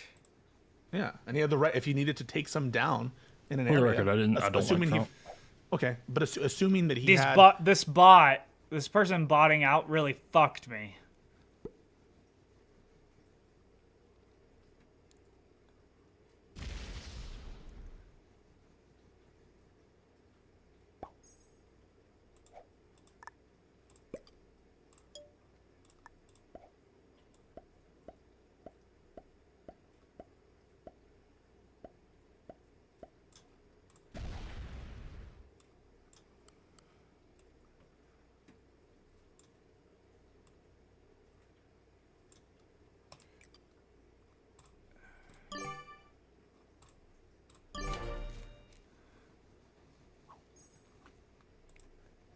Followed all the federal procedures required, right? These are limitations that the federal government has on implementing their own legislation, either for due process concerns or issues of just compensation, fine, or its own procedures that it's put in place. That doesn't answer the question of whether the state of Texas can claim or do anything inconsistent with the longstanding precedent of the Supreme Court Motherfucker! and the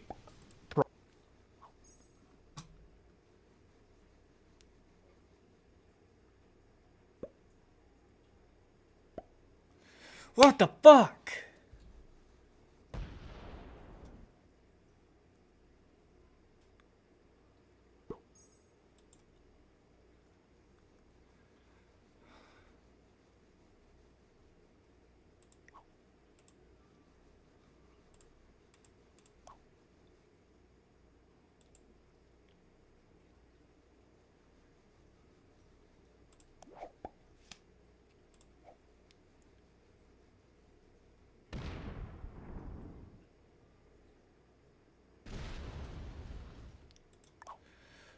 Fucking A, bro. I would have been fine if that bot didn't if that person didn't fucking bot out.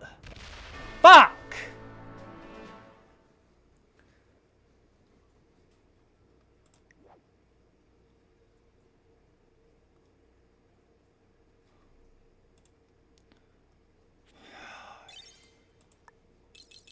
Bro.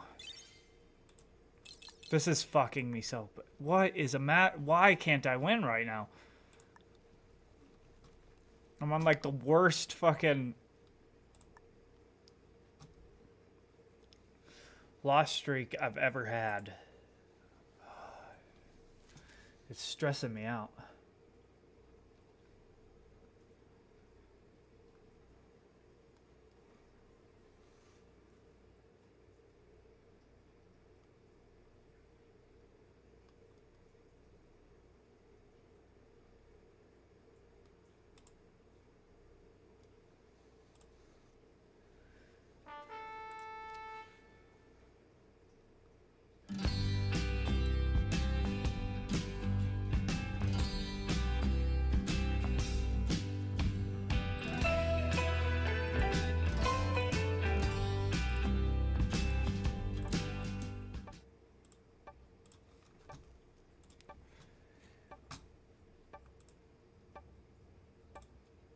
Why is filing your taxes with Free Tax USA different? Well, for starters, our premium federal tax returns are free for everyone, no matter what. With a free offer like this, people often ask, so how do you make money? While our federal return is always free, we make money from our optional paid services, like our state tax return, which is less than $20. Next, you may be asking, is Free Tax USA safe? Yes, we always keep your information encrypted, private.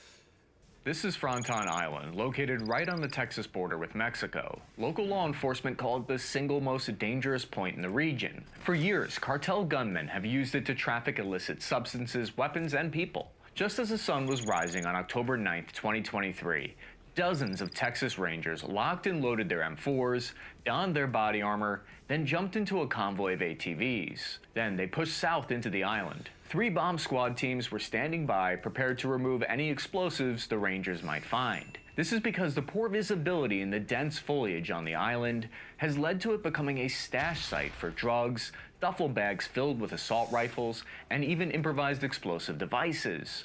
This mission to retake the island from the cartel is probably one of the strangest in recent memory, and it sounds like it's straight out of a badass Chuck Norris fever dream. But Texas officers weren't working alone. They worked in cooperation with Mexican federales, who established a security zone on the far side of the border. Teamwork makes the dream work. The primary goal was to seize a series of small structures on the island. The building had actually been marked with Gulf cartel markings using spray paint. This recent surveillance footage from the island showed armed cartel patrols crossing into the United States, as well as warehouses on the far side of the river marked with cartel territory symbols, because corporate branding is more important than hiding your illegal operations, apparently. They were already covered in bullet holes from previous firefights between rival gangs. The invading officers were already briefed on the location of these buildings because from a strategic point of view, they were located at the island's highest elevation point. This made them perfect spots for sniper nests that had been used in the past. Even though the officers were prepared for a direct fight, they had been operating under incredibly strict rules of engagement. Rules of engagement, or ROE, are basically a set of guidelines that define what you can legally shoot at and not shoot at. The officers were previously briefed that accidentally firing at a friendly Mexican soldier could spark an international geopolitical incident. According to Texas officials, any return fire from Americans needed to be in strict self-defense, otherwise it would carry a possibility of being extradited and potentially prosecuted by the Mexican government. To get the best possible picture out of what they were walking into, Texas authorities sent in drones as reconnaissance, which scouted for any armed cartel personnel on the island. These assets also searched for potential IEDs and traps. The reason this has become a matter of international tomfoolery is because the island only formed in 1926 after a channel of the Rio Grande River cut it off from the mainland. Since then, it's existed in a weird legal middle ground of international boundaries. It's a literal middle ground if you think about it. It's been seen as a kind of no man's land, a purgatory for many years, because both the United States and Mexico forgot who owned the island. It wasn't until 1976 that the United States officially claimed it as part of American territory. Since then, it's been under private ownership, occasionally being used by Mexican cattle farmers, but the legal ambiguity of the island meant law enforcement typically avoided it on both sides. This was done to prevent any international issue because of where it sat on the border. Across the Rio Grande River is the Mexican state of Tamaulipas, which has the honor of holding the highest danger classification given by the United States Department of State. This is due to the high levels of crime and kidnapping here. The island and the area surrounding it has regularly seen gunfights as the two cartels tried to gain control of the crossing point. Recently, everyone from Border Patrol agents to local citizens have been targets of deadly shootings here. Due to the unclear ownership of the island, cartel members became emboldened, realizing that they essentially had immunity on the island. They could run there and shout, "Home base, you can't touch me." This has led to several firefights because in November 2016, cartel members on the Wait, I need to restart this. cartel gunmen have used it to traffic illicit substances, weapons, and people. Just as the sun was rising on October 9th, 2023, dozens of Texas Rangers locked and loaded their M4s, donned their body armor, then jumped into a convoy of ATVs. Then they pushed south into the island. 3 bomb squad teams were standing by, prepared to remove any explosives the Rangers might find. This is because the poor visibility in the dense foliage on the island has led to it becoming a stash site for drugs, duffel bags filled with assault rifles, and even improvised explosive devices. This mission to retake the island from the cartel is probably one of the strangest in recent memory, and it sounds like it's... Bro, why would you lock me in? Just let me out.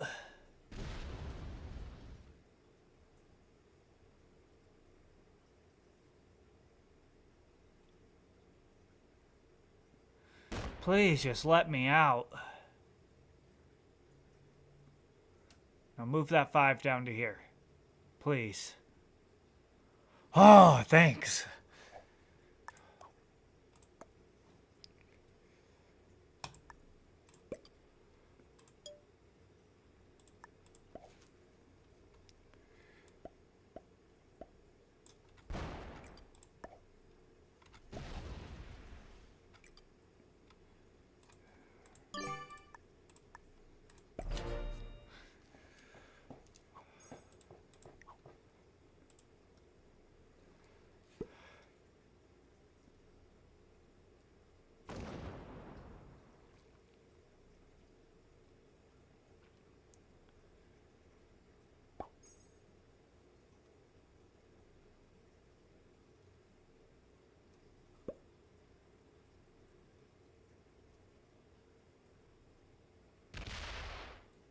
Let me move that 5 out.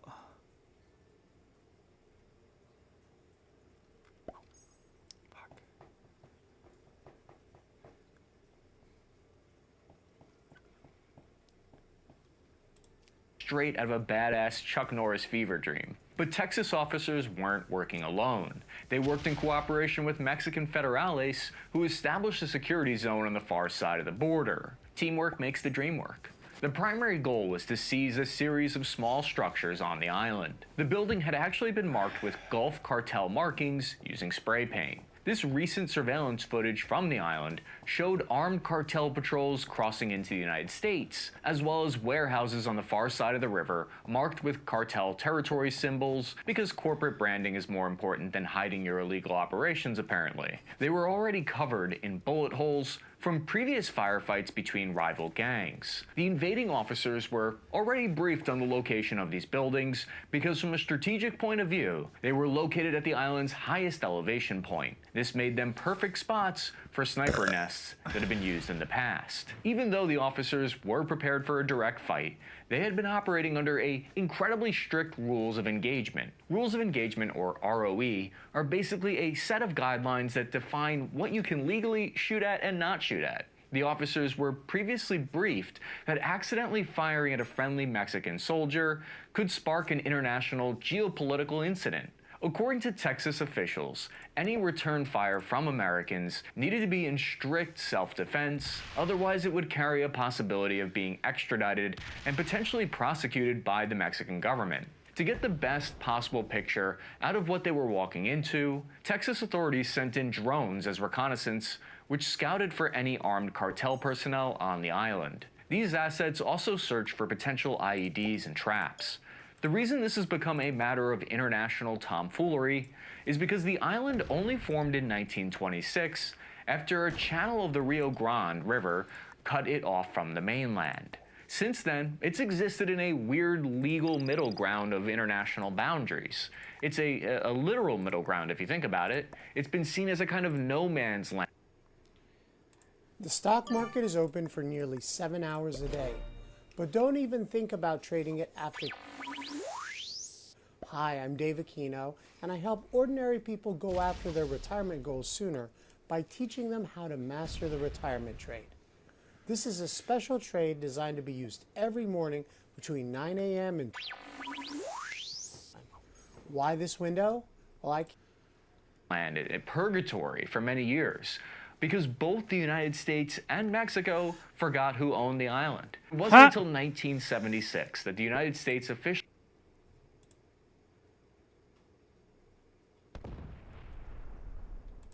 claimed it as part of American territory. Since then, it's been under private ownership, occasionally being used by Mexican cattle farmers, but the legal ambiguity of the island meant law enforcement typically avoided it on both sides. This was done to prevent any international issue because of where it sat on the border. Across the Rio Grande River is the Mexican state of Tamaulipas, which has the honor of holding the highest danger classification given by the United States Department of State. This is due to the high levels of crime and kidnapping here. The island and the area surrounding it has regularly seen gunfights as the two cartels tried to gain control of the crossing point. Recently, everyone from Border Patrol agents to local citizens have been targets of deadly shootings here. Due to the unclear ownership of the island, cartel members became emboldened, realizing that they essentially had immunity on the island. They could run there and shout, "Home base, you can't touch me."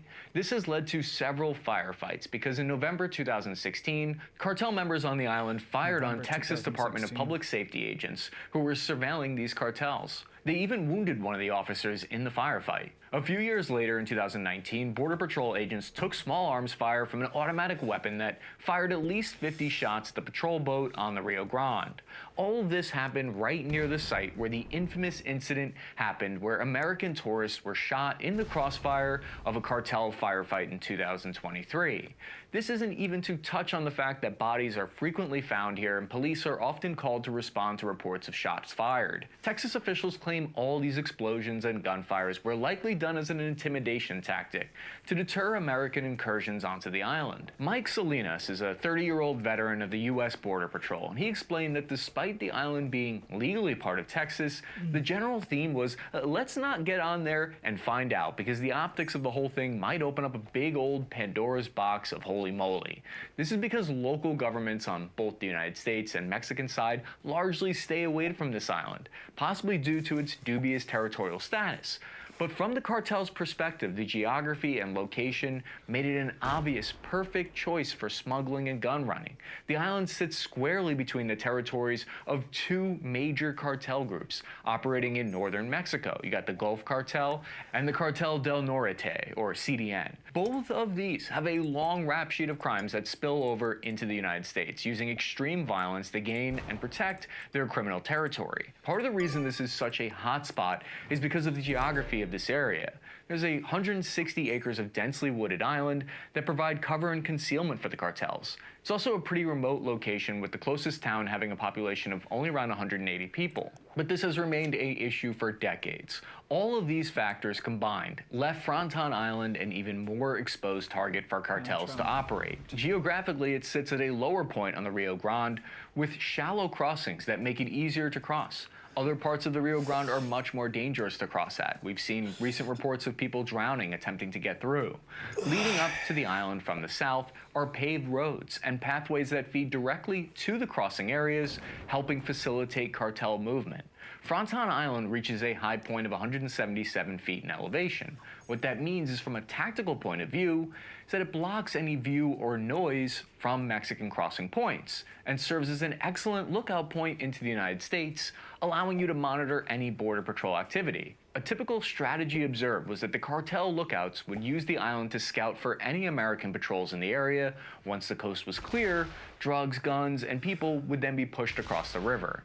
To further complicate the legal quandary here, often the shootings by the cartel members originated from the Mexican side of the border into the United States. This made them impossible to investigate or prosecute by American law enforcement. U.S. police successfully seized Fronton Island by force without incident. Officers even planted a Texas flag on the island. But the occupation by the police was only the first stage of a much larger plan. The fight may have only just begun, because drone footage captured at least 10 cartel members patrolling through the same stretch of border only a month after the raid. Then, ground-level cameras captured even more armed foot soldiers here. The end goal of the island was to clear it completely, and they started by clearing it of vegetation and cut off all potential access from Mexico.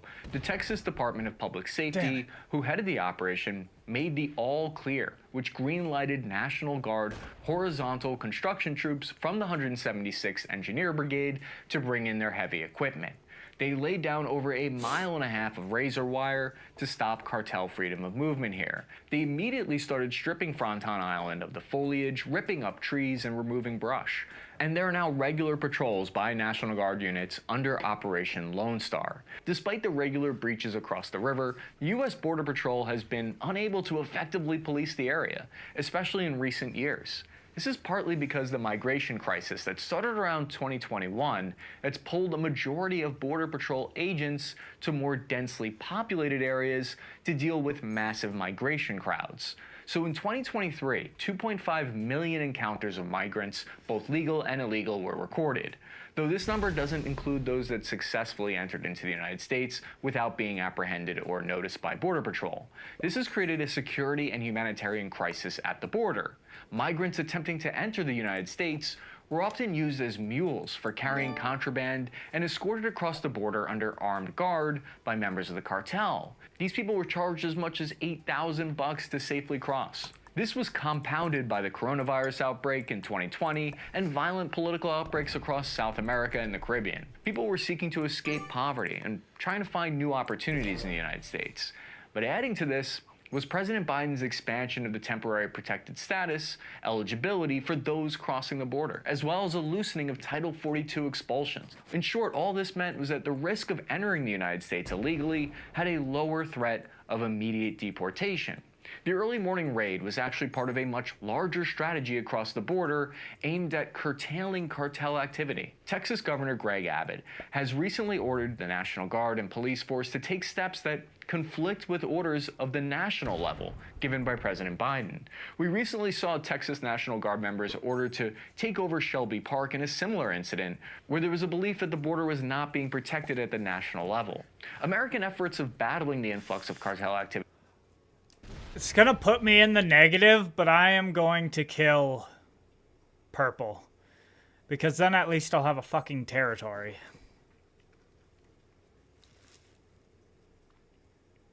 And I get 5 cards, so...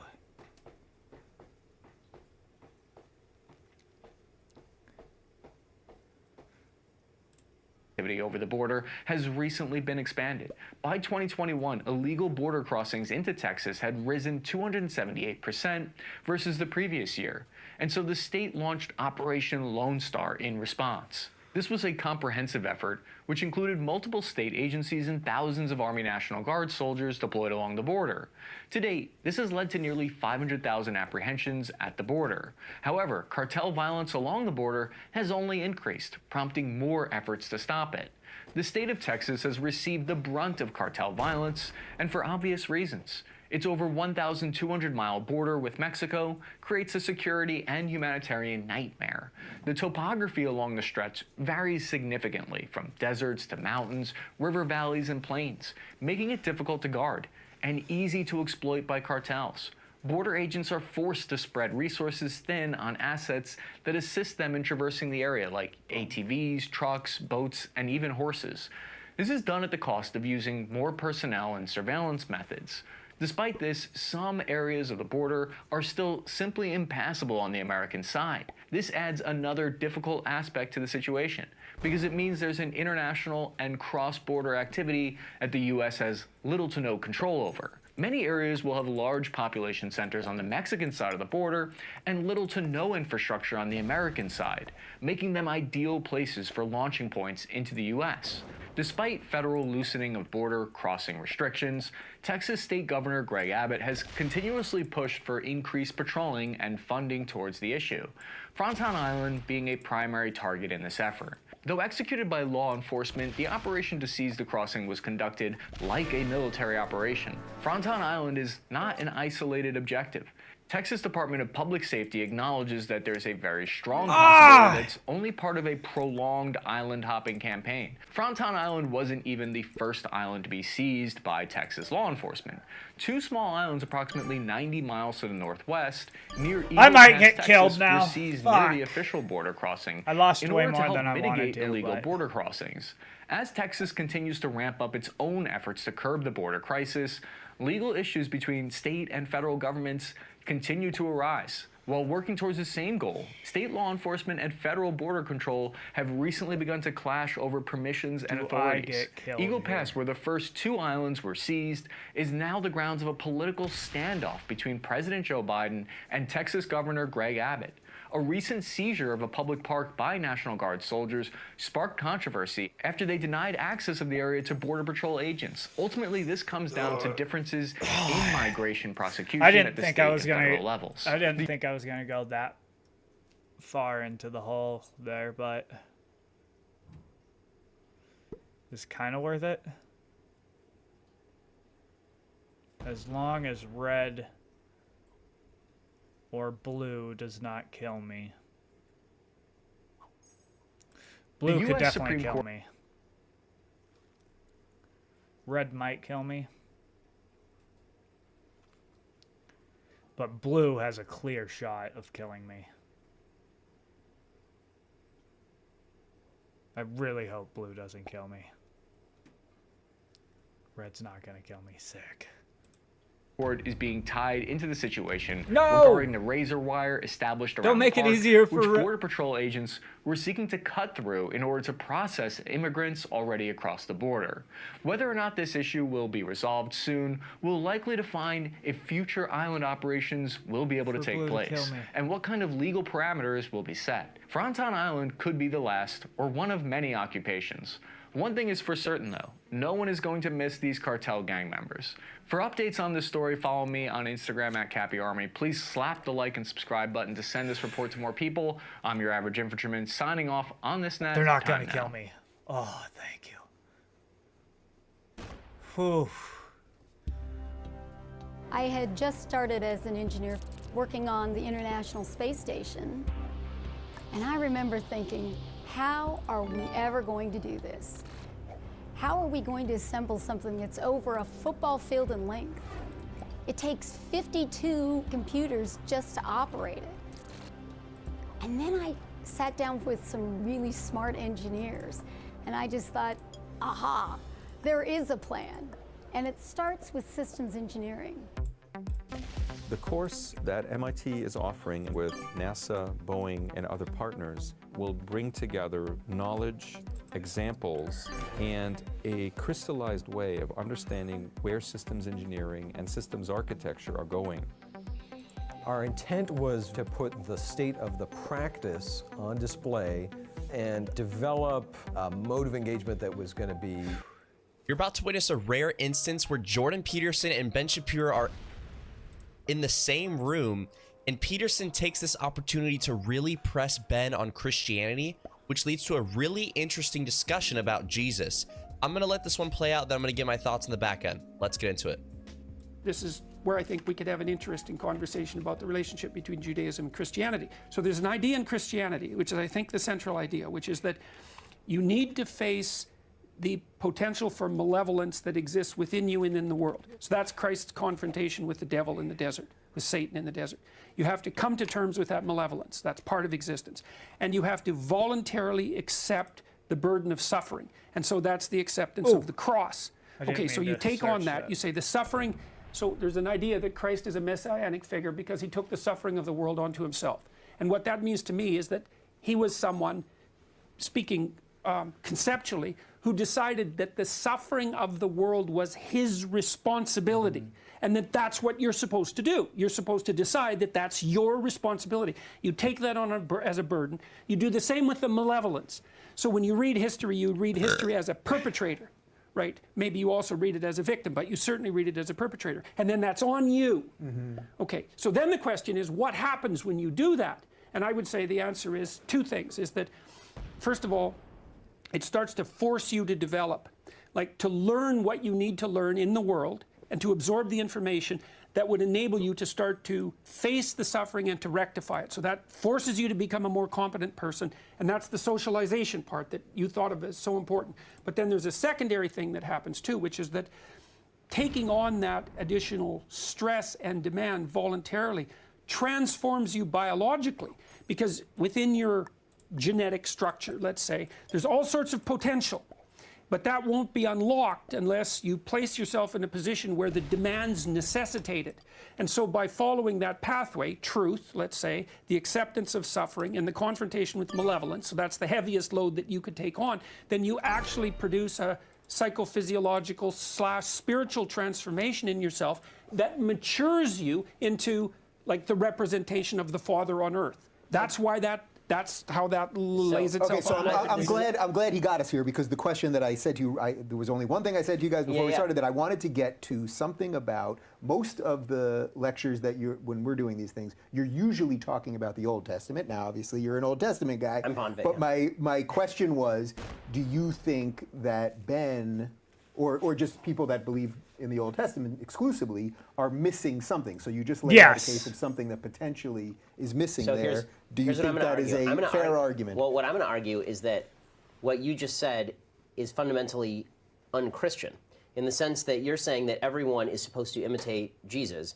and the basic conceit of, from what I understand, speaking with Christian theologians, is that we are fundamentally incapable of taking on our own sin, and so we have to have somebody who comes in the form of Christ on earth in order to accept that suffering for us, and that is the purpose of God actually embodying himself in Christ. Yeah, but we're still supposed to try to imitate Jesus. Is to provide human beings the capacity to withdraw from original sin, that we don't actually have the capacity beyond a certain point to overcome, and that's why Jesus as a singular figure is necessary. I actually agree from a Judaic point of view with everything that you say, because for me it's about accepting responsibility for my own sins on myself, and I don't have the ability to say that there is the suffering servant, the suffering Lamb of God, who sacrificed himself to relieve me of my sins, and therefore give me a fair shot at life. Yeah, well, okay, that's a really good objection, I think, and I think that there's a fair bit of confusion about that in the Christian community, for example. So I would say that perspective is more explicitly Protestant, and then I would put the Catholics next to that, but then I would put the Orthodox types fairly far away from that, which is why so many Orthodox Christians, I think, have been interested in what I'm saying, because their sense, and this is where my knowledge of Christian theology starts to run out, because like I'm not an expert on, in the doctrinal differences. Right. Their sense is that it's the imitation that's of primary importance. Now, it's a weird thing, because even in classical Christianity, you have, let's say Protestant Christianity, you have this idea that, well, Christ died to save us all from our sins, and so we're already redeemed. But that doesn't alleviate the moral burden, weirdly enough, because you'd think it should. So there's this paradox. And I think I think part of the reason for that, this is an extraordinarily complicated thing, but in the Brothers Karamazov, Christ comes back to earth. Right. And in Seville during the Spanish Inquisition, and so he's doing his miracles and raising people from the dead and like being all messianic, and the first thing that happens is the Inquisitor arrests him, throws him in prison, and then comes to visit him and basically says, look, the last thing we need after setting up this church for 2,000 years is you. You're a lot of trouble. You've put a moral burden on human beings that's too much for them to bear. And so what we've done is watered it down and put some intermediaries in place so that the moral demand that your example required doesn't just crush people into nothingness, right? So every ideal is a judge. Right. So then you have the ultimate ideal. That's the ultimate judge. And from the Inquisitor's point of view, that judge was too much. It was too demanding. And so I think there's an, and so anyway, so the Inquisitor goes through all this argument and says, we're going to have to, get rid of you again because you're just too much to bear. And so Christ listens and doesn't say anything. And then just when the Inquisitor stands to leave, Christ kisses him on the lips, and the Inquisitor turns white in shock and then leaves, but he leaves the door open. Isn't this from Dostoevsky? And that's the brilliant ending of Dostoevsky's piece. The Grand Inquisitor, yeah. Yeah, and what makes him such a genius, because he basically says something like, well, look, the Catholic Church did reduce the burden, and it is corrupt in the way that earthly organizations are likely to be corrupt. And it does allow an out, which is, well, you can put your sins on Christ, let's say, and that alleviates your moral burden, but it still keeps the damn door open. Well, this is why I think it's really fascinating, having spent a lot of time with Christian theologians in the past couple of years writing this book, is that the original... Yes. EVE Online is a vast conceit, I think, when you talk with people who are Christian and Jewish and you have sort of interfaith conversations. The original one-sentence conceit and the difference between them is that what you hear from Jews is Judaism is acts-based and Christianity is faith-based. Christianity is about the acceptance of Christ. When you accept Christ, then you've accepted what you need to accept, and everything flows therefrom. And Judaism says it's not just about accepting God, it's all these mitzvot, right? There are all these commandments that you have to do, and these are what perfect you as a human being. It's the performance of these commandments, accepting God's sovereignty because he's the one who gave the commandments, but you actually have to act in the world, and if you don't act in the world, then you haven't fulfilled your responsibility in the world. This could also be an argument why you could have, although I know you wouldn't be thrilled with them per se, you could have Jewish atheists in that they believe that it's just their actions here. Yes, 100%. Yeah. So this is why Jews have had and I think most Christians believe this too. The idea of having a moral atheist is not really a difficult idea. Yeah. It's the idea of having a system built on atheism that's completely immoral and will fall apart almost immediately, and the idea of having a moral system built on atheism, if you examine your atheism closely enough, I think falls apart. I think that moral atheism is basically you separating your morality from your atheism and then ignoring your atheism in pursuit of the morality, which is, well, you can live fine that way, that's fine, but I don't think that that's psychologically sustainable if you actually examine the core of your ideas. But with that said, I think that Christianity, after its original millenarian viewpoint, when Christianity first came about, the idea of Christ on earth was that he had ushered in the Messianic era, because it was a new era, it was a new day, and then it turns out that people looked around and went, well, this looks a lot like the old day, right? Not that much has changed. And so what changed? What changed was our spiritual status. That was the new redefinition of the Messianic era, is that what Christ had brought to earth was a new spirit, right? He brought a new spirit into the earth, and he'd cleansed people of their sins and given them a fresh shot at life, basically. Yeah. And that in doing so, he'd changed the nature of how things work. Well, Judaism basically said, well, we never thought that nature changed in the first place, right? That's something different. And so, ironically enough, I think one of the sources of Christian anti-Semitism over time is an attempt to distinguish what makes Christianity different from Judaism other than Christ. Because Christianity and Judaism, in most of their main philosophies, have an awful lot in common. It's interesting. I just interviewed a fellow named John MacArthur, who's a major pastor, major Christian theologian. I interviewed him a couple of days ago for our Sunday special. And this came up. I asked him, so where do you think the differences are between Christianity and Judaism? And he basically said, Jesus. Right, that's the difference. And I think that is the mostly honest answer, because when I hear Christian theologians try to distinguish Judaism from Christianity, what they say about Judaism I find to be not accurate as to what Judaism actually says. And when I hear Jews try to distinguish Christianity from Judaism, I think that, and I'm not saying they're the same thing, because they're not, obviously, they're different belief systems, but in terms of the underlying value system, the reason that we say Judeo-Christian value system is because in terms of the value system itself, the commonalities are overwhelming. They're overwhelming. The differences are mostly doctrinal and historical, and in terms of what you think, I think that Christians read back in an acts-based version of their own lives through a variety of mechanisms, whether they say, well, predestination exists, but in order to show that if I were really elect, I would be acting this way, right? That is an acts-based version. It's just retroactive from the end. And so, no, because you need faith to do that.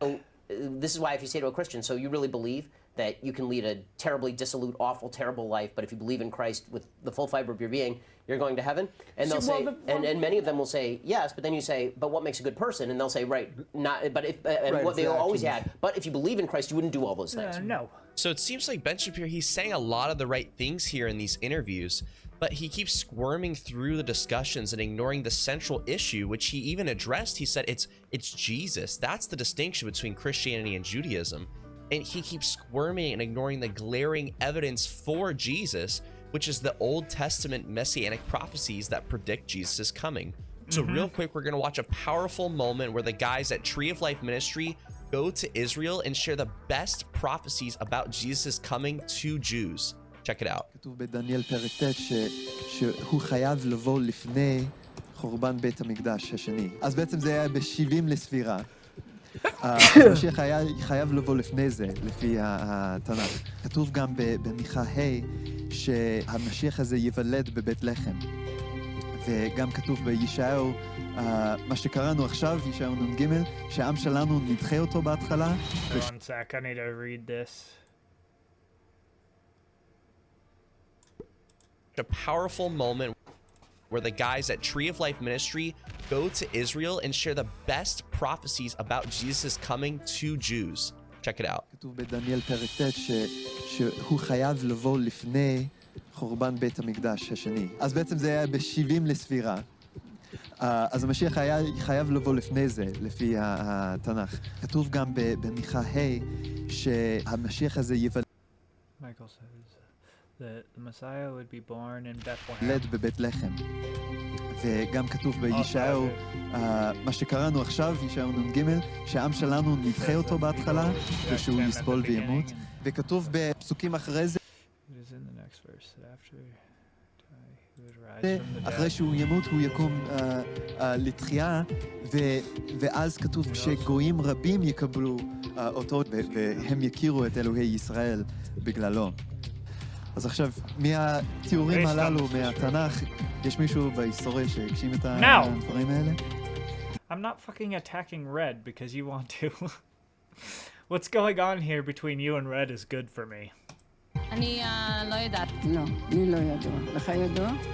יש מישהו שהגשים את זה? לא, לא שאני חושב, יכול להיות שיש ותגיד לי עכשיו, אני אגיד כן, אבל עכשיו לא עולה לי לראש. ישו. שמע, שוב אני חייב להזכיר שאני לא מאמין בזה בכלל, אבל לפי הסיפורים וכל מה ששמעתי, כן, זה מתאים לישוע. Some of those prophecies that you just heard read come from the Old Testament but are forbidden in the synagogues in Israel and from Jewish teachers because nobody else in history fits these Old Testament prophecies better than Jesus. And just to drive home this point, I'm going to rapid fire real quick, share with you 10 of the best prophecies that point to Jesus being the coming Messiah. Number 1, he would be born from a virgin. He would be worshipped and given gifts Why would at you his do birth. that, you dick? His ministry would be preceded by a voice calling in the desert. He would come riding on a donkey. His message of salvation would also extend to the Gentiles. He would be despised and rejected. He would be portrayed for 30 pieces of silver. Blue go and His kill. hands and feet would be pierced. Lots Red would be now. cast for his clothes. Fuck. He would die and pour out his blood for our sins, and he would ascend to heaven. And after hearing all these prophecies, gonna kill who Red. else could the Messiah possibly be? And it makes me wonder, does Ben Shapiro think that Jesus doesn't qualify these prophecies? Or does he just not want Jesus to be the Messiah? Because Jesus' message was offensive. I mean, he basically came down and told all the Pharisees and Sadducees that they're getting into legalism and not loving the Lord their God with their heart, but instead saying it with his mouth and not meaning it. And he said, Jesus said that no man is good and that no amount of sin offerings or good deeds is enough to cover the burden of our sins that we've committed against God, and that we will be judged accordingly, and that the only way for us to be saved is through Jesus and trusting in him for bearing on our sins. But we're not the ones in charge of this decision of whether or not Ben comes to Christ or not. But the best thing that we can do for him is to keep praying for his salvation. So I encourage you to continue doing that alongside with me. Thank you so much. Have a great day. Bye-bye.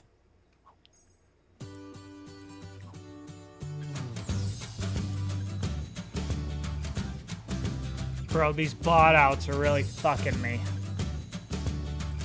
This Ben Shapiro Destiny conversation on Lex Friedman's podcast is just amazing. You guys should go watch the whole thing. I'm going to be looking at a specific portion of it that really gets to the crux of what is different about their paradigms, what is sort of overlapping, and where they can kind of concede. So they get on the topic of education, and immediately Destiny lays out some legitimate concerns. So Destiny's claim is that, hey, with things like air conditioning, with things like lunches, resources, the federal government funding these things, kids can achieve more in society. Okay, now listen to Ben Shapiro's response to this. Priorities when it comes to education, the availability of technology is actually fairly low on the list of priorities. Sure, the Meaning two that things I've heard are food availability and I think air conditioning, I think, are the two biggest ones that I hear, but sure. Well, I mean, the biggest thing in terms of education itself, not just the physical facilities that we're talking about, would actually be two-parent family households, communities that have fathers in them. Is actually the number one, decisive, according to Roland Fryer and many studies done on this particular topic. And the idea that money alone, that investment of resources is the top priority in schooling is belied by the fact that LAUSD, which is where I went to school when I was younger, they pour an enormous amount of money into LAUSD. And it does not result in better schooling outcomes. Obviously, there are different experiences based on where zip code you're in that people have with education. I grew up in Vista. I went to Vista High School. My brother and sister, they grew up in Del Mar. They went to Torrey Pines High School. Torrey Pines High School had like a 98% rate of people who graduated that went into four-year universities. And I want to say completed four-year universities. Like an astronomical rate. Vista High School had like a 75% graduation rate, right? So the massive disparity, probably because of the funding to the local school through property taxes. But what Ben Shapiro points out is that the number one inclination of how students and kids will do is not how much technology they have, is not whether they have AC, is not whether they have food. It's actually the family structure, and if dads are in the community, dads are in the home, and kids are coming from a two-parent household. Destiny is saying, hey, we need more programs, we need to pour more money into schools, we need to do these things. And Ben Shapiro right out the rip says, well, you could do all of those things, but unless you fix the root of the issue of why there's so much dysfunction in society, which is broken households, you're not going to move the needle. If I had a replicator machine from Star Trek, would I give everybody an enormous amount of stuff? Sure, I would. Every resource is finite, every resource is limited, and you have to prioritize.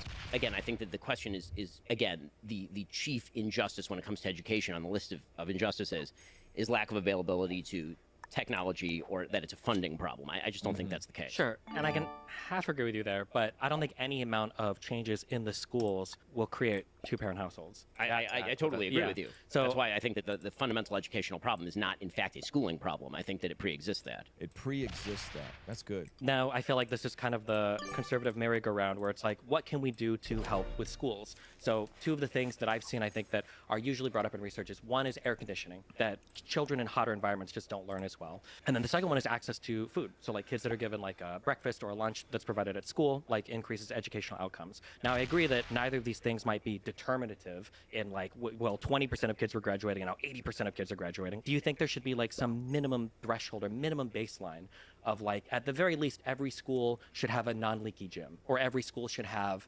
if children can't afford lunch or breakfast, like some sort of food provided, or every school should have these like baseline things? So again, you can always pour money into any program and at the margins create change. I mean, there's no doubt that pouring money onto anything will create change in a marginal way. The question is how large is the margin and how big is the movement, right? So the delta is what I'm looking at. And so I think that you're starting at a second order question, which is, what if we ignore what I would think are the big primary questions of education, namely family structure, value of education at home, how much you have parents who are capable or willing to help with homework, what are the incentive structures we can set up for a society that actually facilitate that, how local communities take ownership of their schools is a big one. Air conditioning and lunch programs sounds great in a vacuum. In terms of prioritization of values and cost structure, are those the things that I think are going to move the needle in a major way in terms of public policy? I do not. And in fact, I think that many of them end up being disproportionate wastes of money. An enormous amount of school lunch programs are thrown out. Like an enormous amount of that food ends up in the garbage can. Is there a better way to do that? If there is a better way to do it, then I'm perfectly willing to hear about that better way to do it. But it seems to me that one of the big flaws in the way that many people of the left approach government is, what if we hit every gnat with a hammer? Now that right there, I think is the crux of the conversation. one of the issues with folks who are approaching everything further left is like, if we hit every gnat with a hammer, then that will solve all of society's issues. Just throw money at everything. The reality is, that's just not true. Throwing money at stuff is not true if you're not dealing with the root of these issues, which is what types of people are being raised up. What if there is a much bigger substructure problem that needs to be solved in order to, if you're shifting deck chairs on the Titanic, sure, you can make the Titanic slightly more balanced because the deck chairs are slightly better oriented. But the real question is the water that's gaping into the Titanic, right? Yeah, and I agree with you 100%. Destiny just conceded Ben Shapiro's point. Remember, Destiny is a progressive liberal who lives an alternative lifestyle in an open, or was in an open polyamorous marriage that ended and isn't with his child's mother, just conceded that point.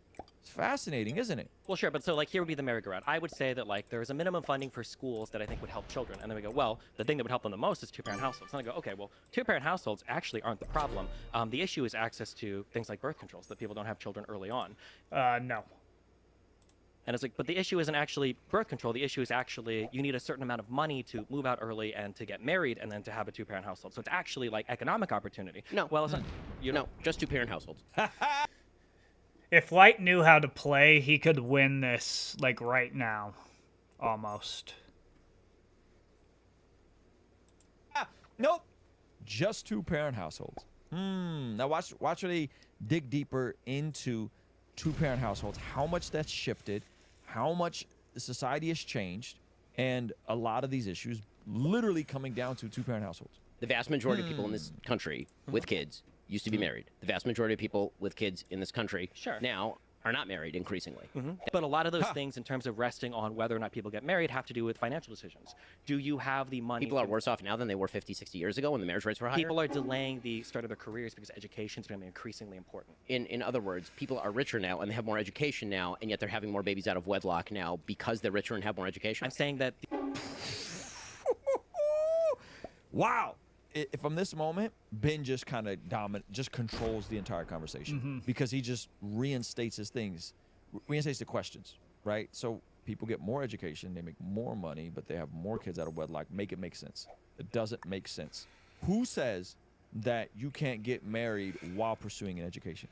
Who says that you can't get married and build your life together? Who says that you can't get married and build your careers together? Who says that you can't get married and, right? Who comes up with this nonsense? If all this is rooted in two-parent households, how about people just learn to make better decisions with who they procreate with so that we have more two-parent households? And a majority of these social ills will be solved. People don't tend to want to get married at 22 when they've just finished college, when they don't have the money to move out and they can't afford a house. If two people do move out and have roommates, oftentimes it's cheaper for them to get married, combine their incomes, and have their own place than for them to have separate places. That's something to think about. So if you were dating someone and they got a roommate and they got their own place and they got to pay, I don't know, $1,000 for to split a place, and then you got to pay $1,000 to split a place, you could kind of just combine that and by getting married and decrease that. And I'm not just saying you just go get flippantly married. I'm just saying when I'm thinking about it, like that makes more sense. This is why people cohabitate, right? Oh, we're going to save money on rent. Like, or you could have just got married instead of living together and pretending to be married. Because we have changed the moral status of marriage in the culture, meaning that everyone, poor, rich, and in between, used to get married. That is, by the way, a huge percentage of marriages in the United States used to be what they would call shotgun marriages, meaning that somebody knocked somebody up, and because they did not want the baby to be born outside of a two-parent household, they would then get married. Do we think that shotgun marriages, though, are a way to bring back equilibrium to education? Yes. That if we... Yes. Well, let's say this. Do we think that that's a reasonable direction that society would ever take? Or is this like... Yes, it was the reasonable direction for nearly all of modern history. But history moves in one direction, right? No, it doesn't. Bro, that's the dumbest shit I've ever heard people say, that history moves in one direction.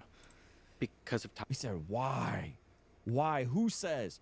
Who says that you just got to be more reckless with who you have kids with because society is becoming more progressive? Who says this stuff? And I don't think we've ever regressed social standards back to like, oh, well, let's go 100 years back and do things that, used to exist before. I think weird. The entire left right now is arguing that we regress social standards by rejecting Roe versus Wade, so that's obviously not true. The Roe versus Wade is not a social standard, it's a Supreme Court ruling, number one. Number two, if you read the actual majority opinion on Roe v. Wade, we can see that socially we actually never made huge progress on how society viewed This has always been an incredibly divisive thing, right? Even that was, I think, part of Alito's writing on it was that things like gay marriage, for instance, we've kind of moved past, and it's not really as debated anymore. But abortion was never a settled topic, despite Roe v. Wade. The notion that the arc of history constantly moves in one direction is belied by nearly all of the 20th century. So Ben's argument is that society doesn't just progress and go one way. Look at all the crazy things that happened, and those were regressive things. And Destiny is saying, oh no, the Industrial Revolution, right? So morally, things have regressed, and they can get better, and they can progress. The trends in terms of what's happening in society right now, culturally, people are actually growing more conservative. Shockingly enough, these are real shifts that have happened. Your suggestion is that history only moves in one direction, and I'm suggesting that history does not only move in one direction, it tends to move actually back and forth. Sure. I don't think that all of history moves in one direction. There are going to be wars. There are going to be times of peace. I think in general, we're more peaceful now than we have been in the past. But I think when we look at the way Says who? Have you looked at Africa? Have you looked at the Middle East? They're not more peaceful. People live their lives. Maybe just because you live in fucking America doesn't... So you think that, from what you can see, it seems more peaceful, but... I wouldn't say that.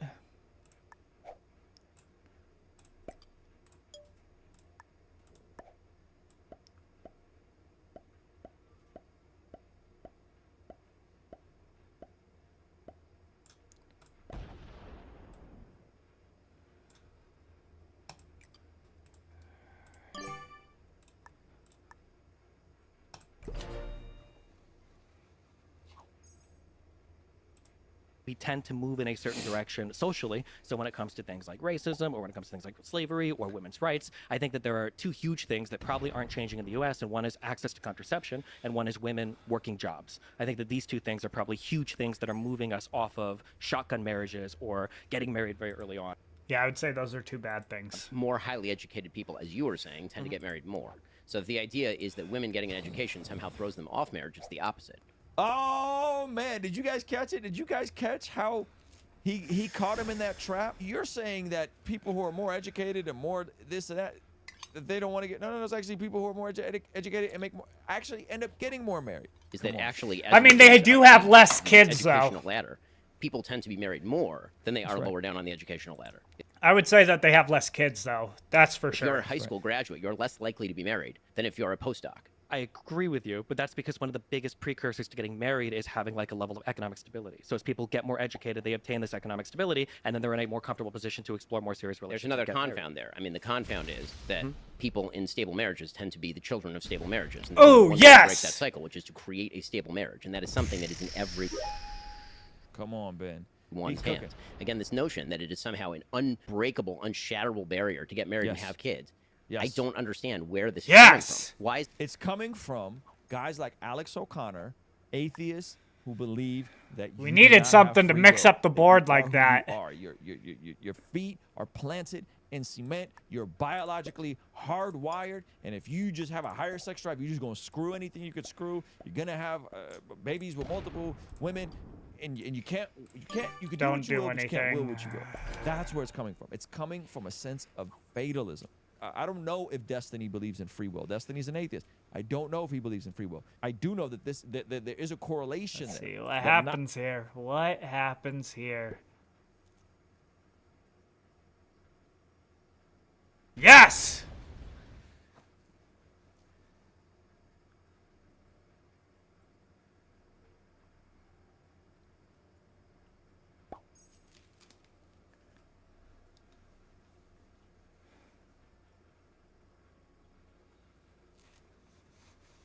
This is great for me. Not thinking that people can change will then position you to believe that we're just highly evolved animals in heat doing our whatever our predetermined biological imperatives are. The initial point was for school, if we can provide a minimum level of educational stuff for children, that'd probably be good. Does he drop out after this? Is he gonna? Oh no.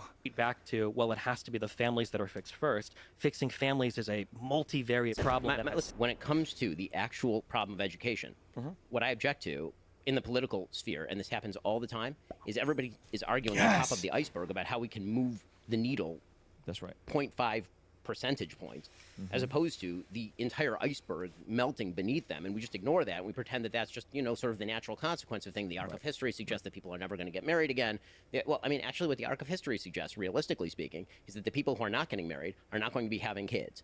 And what it also suggests, the people who are married are going to be having kids. And so the demographic profile, actually, over time, is rather going to shift toward people who are having lots and lots of kids. The people who are more religious and getting married are having more kids.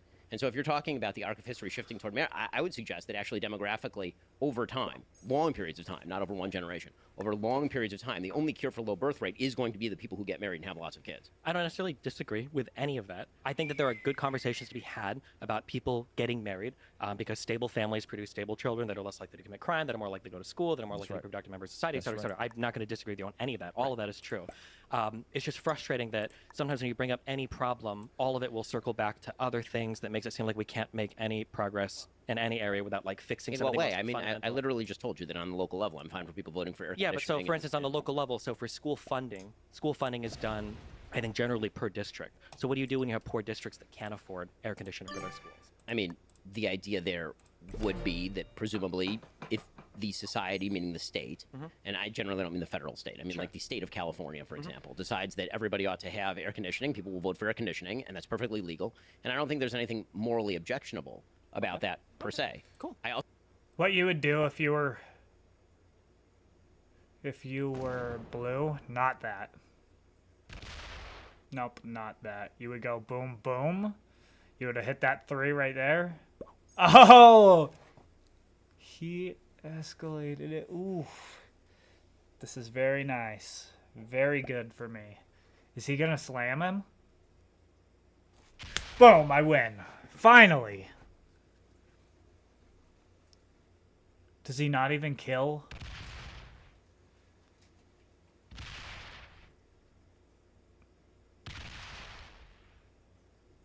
This is perfect.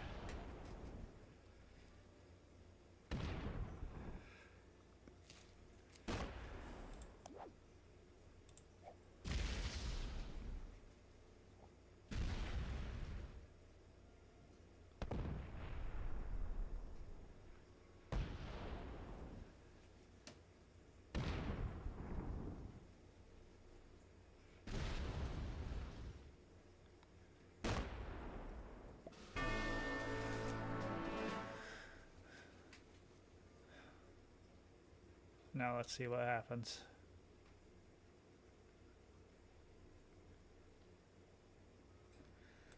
I also don't think that that's going to heal.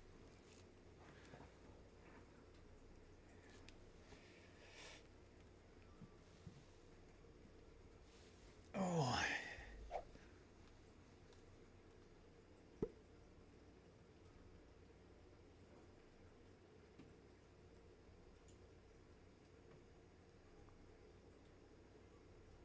Okay. The only thing anything remotely that could stop me from winning is if blue just slams fucking into me. But he doesn't.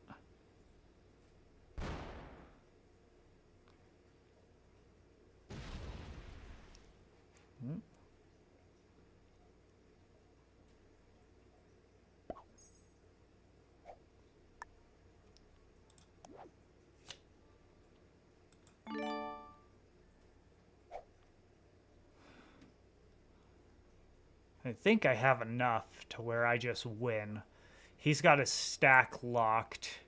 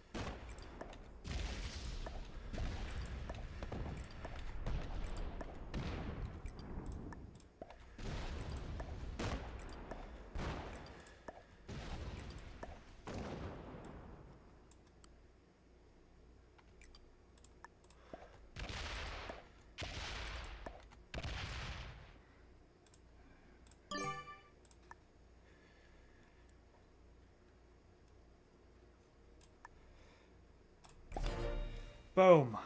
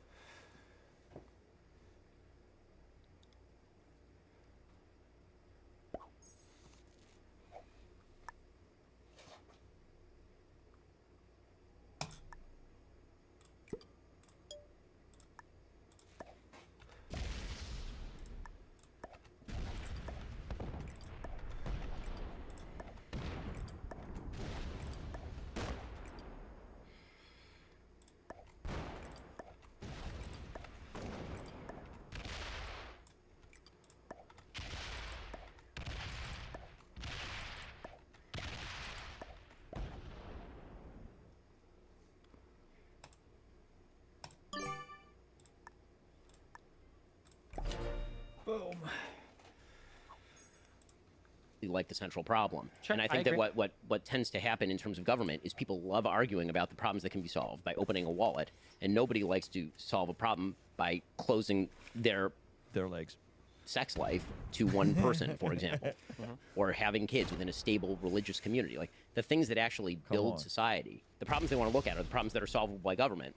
And then all the problems they don't want to look at, which are the actual giant monsters lurking in the dark and not particularly solvable by government, are the ones they want to ignore and assume are just the natural state of things. And I don't think that that's correct at all. And I 1,000,000,000% agree. Government is not like the solution to broken families. That would never be the case. And it's actually not the solution to education, depending on the kind of solutions that you're talking about. Some solutions, yes. Some solutions, no. Yeah. So the only thing I'm looking at is, as I said earlier, just like these minimum threshold things where it's like, where can government make? Because you mentioned marginal, which I think is a really good way to look at things. There's marginal costs and marginal utility to things, where the first $1,000 per student you spend might give you a huge return, but the extra 20,000 after is yeah, just I a think waste these are all of money. pragmatic discussions. Sure, of and course. Okay. actually, this is what we used to hash out in legislatures before they turned into platforms for people grandstanding. But yes. Shout out to my man Chris. He said, I hate to address the elephant in the room, but Destiny has a consistent track record of getting washed by religious people in debates. I mean, Trent Horn, Ben Shapiro, Lila Rose. I would agree. I concur. I think that's a reasonable conclusion. We see, according to the Bible, that prayer is extremely important in terms of us being transformed from the inside out when we get aligned with God's will. For the Christians watching this channel, I want you guys to implement these spiritual disciplines in your day-to-day life. And the only way I've been able to do this consistently is through writing down my prayers in a prayer journal that does a few things. One, it allows me to reflect and come to God humbly and ask Him to move on my behalf. And two, it allows me to document my prayers, which ultimately help me remember the He very only things gets that I a was praying 4. for. Not what you do.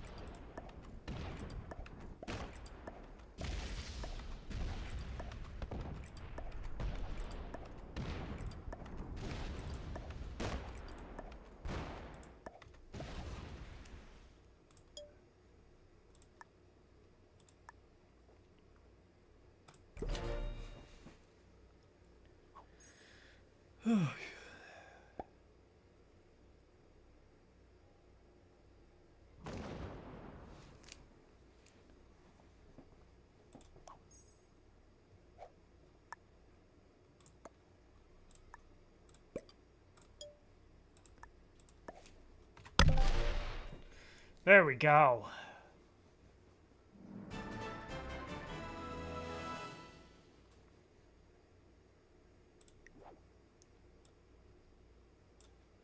All right. At least I won that one. I finally broke my losing streak. All right. Well, I'm done for the day. Tomorrow we'll actually get into researching the border crisis. But I'm tired. It's almost 10 o'clock. I gotta work tomorrow. And, yeah.